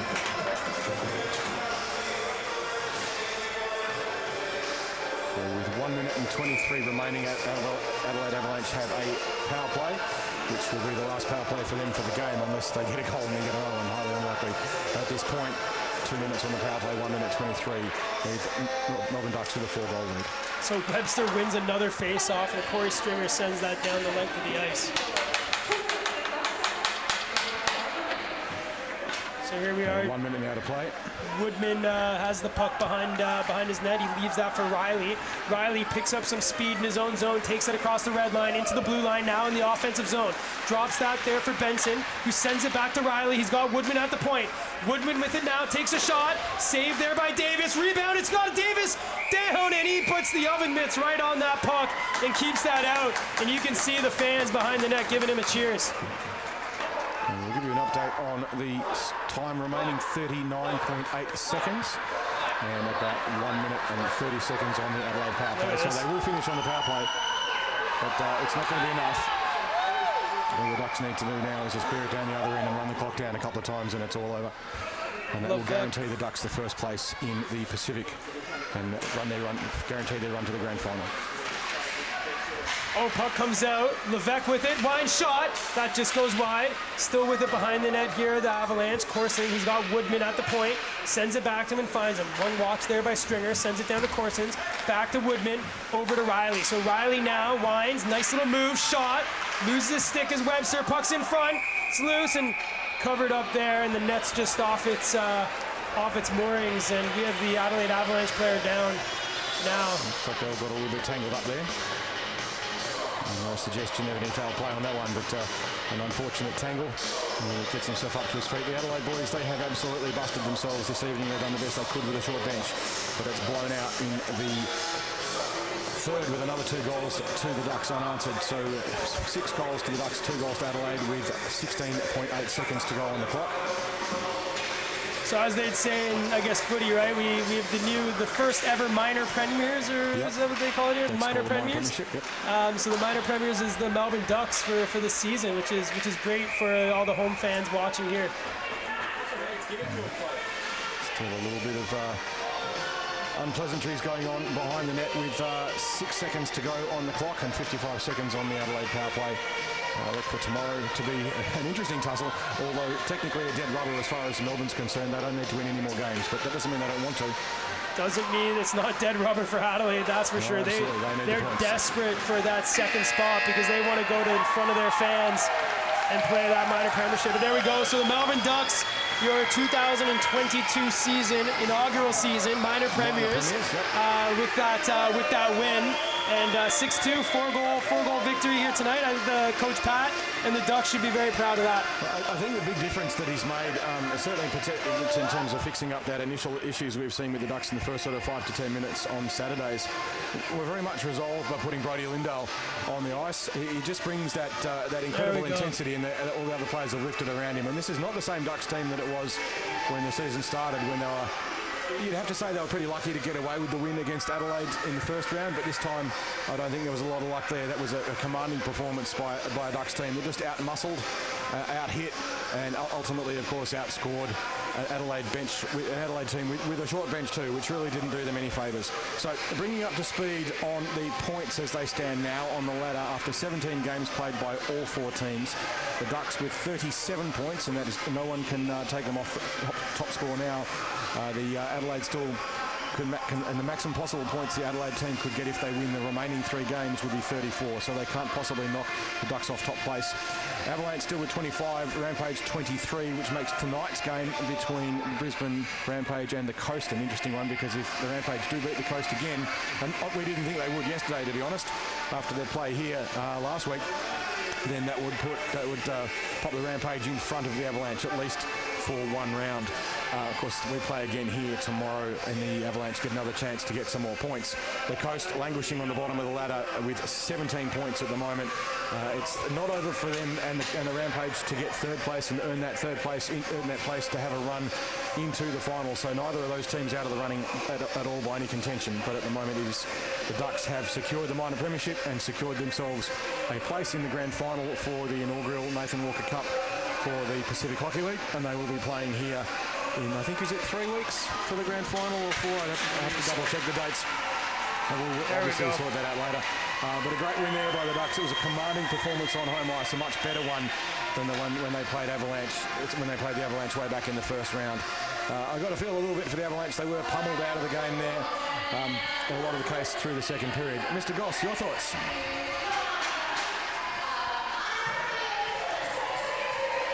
Your thoughts, Anton, on that game? Yeah, I think it's a great effort. I think if you look at this season, it's when the Ducks are playing this kind of hockey, which is the hard hitting. But it allows them to get a little bit more creative in those zones. As you mentioned, the teams get a little scared having to go up against some of these big bodies. And here's Dawsey. He sat a couple penalties tonight, but he's just having a chat with the referee. But he got that beautiful assist in that first goal. But I think he really led the charge in that second period with kind of forcing that Adelaide team, which were really driving the physical play in the first period, to kind of step back. And great job by a couple of the young Ducklings. We've got young Logan Gallagher. He got two goals for the Ducks today, and Brody Lindell continued his scoring streak with another goal, which he deserves for all his industrious work that he does on the forecheck. Makes a difference. And again, it's not going to make the highlight reels, although it should, because there was no goal from it. But he had one passage of play in the middle of that third period, which was a game-changing passage.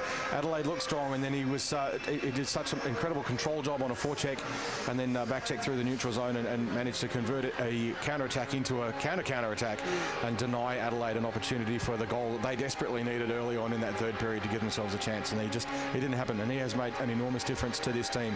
Not that the other teams are slouches by any stretch of the imagination, but just his intensity that he brings to it, and that his forechecking in particular is simply superb. We've never seen anything like it here, and it is an incredible thing to watch. You think you've got the puck clear, and all of a sudden there's Brady, and he's got your stick, and he's stolen the puck from you again.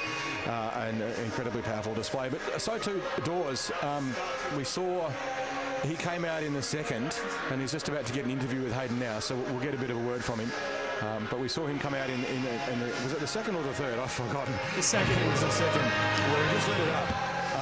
And you can imagine you wouldn't want to get anywhere near him if he's charging towards you. We're going to cut to the interview now. Thanks for joining us. Now, you guys have just clinched the minor premiership, the first PHL season, first season for the Ducks. What does that mean to you guys? Feather in the cap, maybe. I think that's about it, probably. We got bigger and better things. I think it's good to get it out of the way now. We don't got to worry about it, but we got 3 more games to prep for a finals, and I think that's what all our eyes are on there. And it's something nice. Maybe nice for Ross to boast about, or he can put maybe a little trophy in the cabinet. But for us, it doesn't really mean too much. Cool. And what do you guys do after a win? Well, it depends if we got a game tomorrow or not, I guess. But yeah, we'll go down to Moondog, see some fans, and say hi and see everyone else, kind of thing, and thank everybody. We love the support for their first season, and it's been pretty successful, and I think we've all had a good time. So it's been a good ride, and yeah, we'll go down there, have a feed, maybe a couple drinks, and then get the job done tomorrow, and can maybe celebrate more after that. Awesome. Thank you, and good luck for the rest of the season. So Hayden Dawes there telling us like it is. At the end of the game, they will be heading off down to the Moondog Brewery for a bit of a meet-up with all the fans and so forth, and Adelaide will be there as well. A bit of an opportunity for those of you who've come down here to meet the players and spend a bit of time with them. Interestingly enough, Hayden didn't score any goals. We did get a beautiful assist early on in the first period where he teamed up with Logan Gallagher.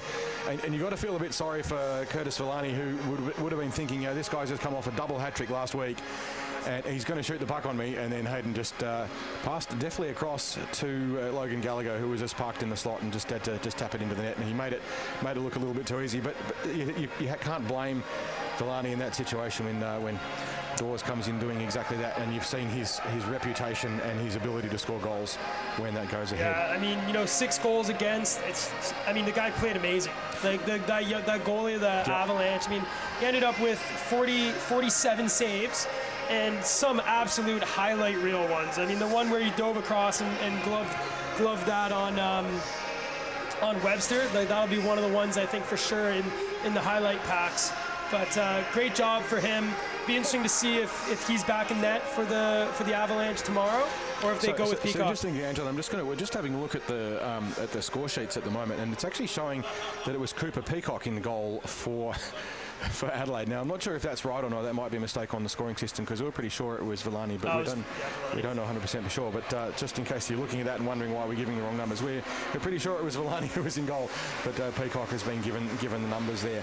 It was a superb effort by the Ducks. The first period could have gone, and at the end of the first period it was all tied up at 2-2, but then it was just the physicality and the forecheck of the Ducks which made such a big difference through the second and third. In terms of shots on, in the first period it was 20 shots to 14 to Adelaide. In the second, 18 to 10. And the second period was really the period where the dominance of the Ducks took over, and they absolutely owned that period. There was hardly a chance there for Adelaide at all to get any sort of consistent attack. They got a couple of opportunities, but they were rare and quite often getting shut down. And in the third, Adelaide actually outshot the Ducks 20 to 15 in the last couple of minutes when they threw everything they had left. But with the short line they had, they'd run out of legs, and their shots were generally from fairly poor angles, and Dane Davis swallowed them up and made them look fairly easy. So that brings us up to date with the ladder. The Ducks now the minor premiers and guaranteed of their place in the grand final. They don't have to play a semi-final as much as we'd like to see them play. We won't get to see them play that one again, but they do have 3 more games against Adelaide, including one tomorrow at 3:30. So that's when they'll be back here to play against an Adelaide who will be absolutely desperate to get some points. They don't want to finish third. They want a home final. The way it works is if you are second or third on the ladder at the end of the season, at the end of the regular season, the team that finishes second gets a sudden death semi-final at their home ice. So if you're Adelaide, you want to finish second if you can. That gives you your semi-final on home ice. The other team has to travel, and we know that travelling's been difficult over this season with all of the influences of COVID and so forth. It has made life very difficult on travelling teams. So Adelaide will want points so they can get themselves clear of Brisbane, who won yesterday against the Coast, and their puck will be dropping around about now in their second game up in Brisbane against the Coast right now. So that'll be a good one to watch, and I'm sure some of the Adelaide players and certainly the coaching staff will be watching that with a lot of interest, because that's going to be the team that wins through from that series will be the one that they're playing against. So you can get more details on the Ducks webpage about all the Duck stuff, and of course the PacificHockeyLeague.com.au website, and all the relevant social media pages for how to catch up on this game and the Coast and the Rampage games as well, which will be very important for how the rest of the season pans out. Thank you very much to Brandon from Spacequake. The Ice HQ team include especially Ross and Carrie Fisher, Ryan Subi-Hines, Phil Trin, and our referees, Ice Techs, and our small army of volunteer helpers who make all of this possible throughout the day. And also the players who came down and had to go up the Zorb soccer at the first period. It was quite entertaining watching them all falling over. That's what happens when you run around on ice without skates on. Don't try it at home, at least not without a helmet and probably a Zorb ball on to protect you. Huge thank you to everyone who's come along to be a part of the Pacific. We're seeing an incredible tussle for the final few positions on the ladder, and certainly with today's result, Adelaide have been put under even more pressure to try and maintain their position on the ladder, and they're going to have to do something over the next 3 games to guarantee third place in the league. But they're going to, so we'll see how that pans out and how well they recover from today's game. They had a short bench today. Maybe they can fly someone over overnight and get a couple of extra legs, because they're going to need them, I think, if the Ducks continue to play the way they played today. So, from Anton and myself, thank you very much for watching, and we'll be with you tomorrow afternoon for Game 2 of Round 9 at 3:30, Melbourne Ducks versus the Adelaide Avalanche. The puck drops at 3:30 p.m. Bring it on.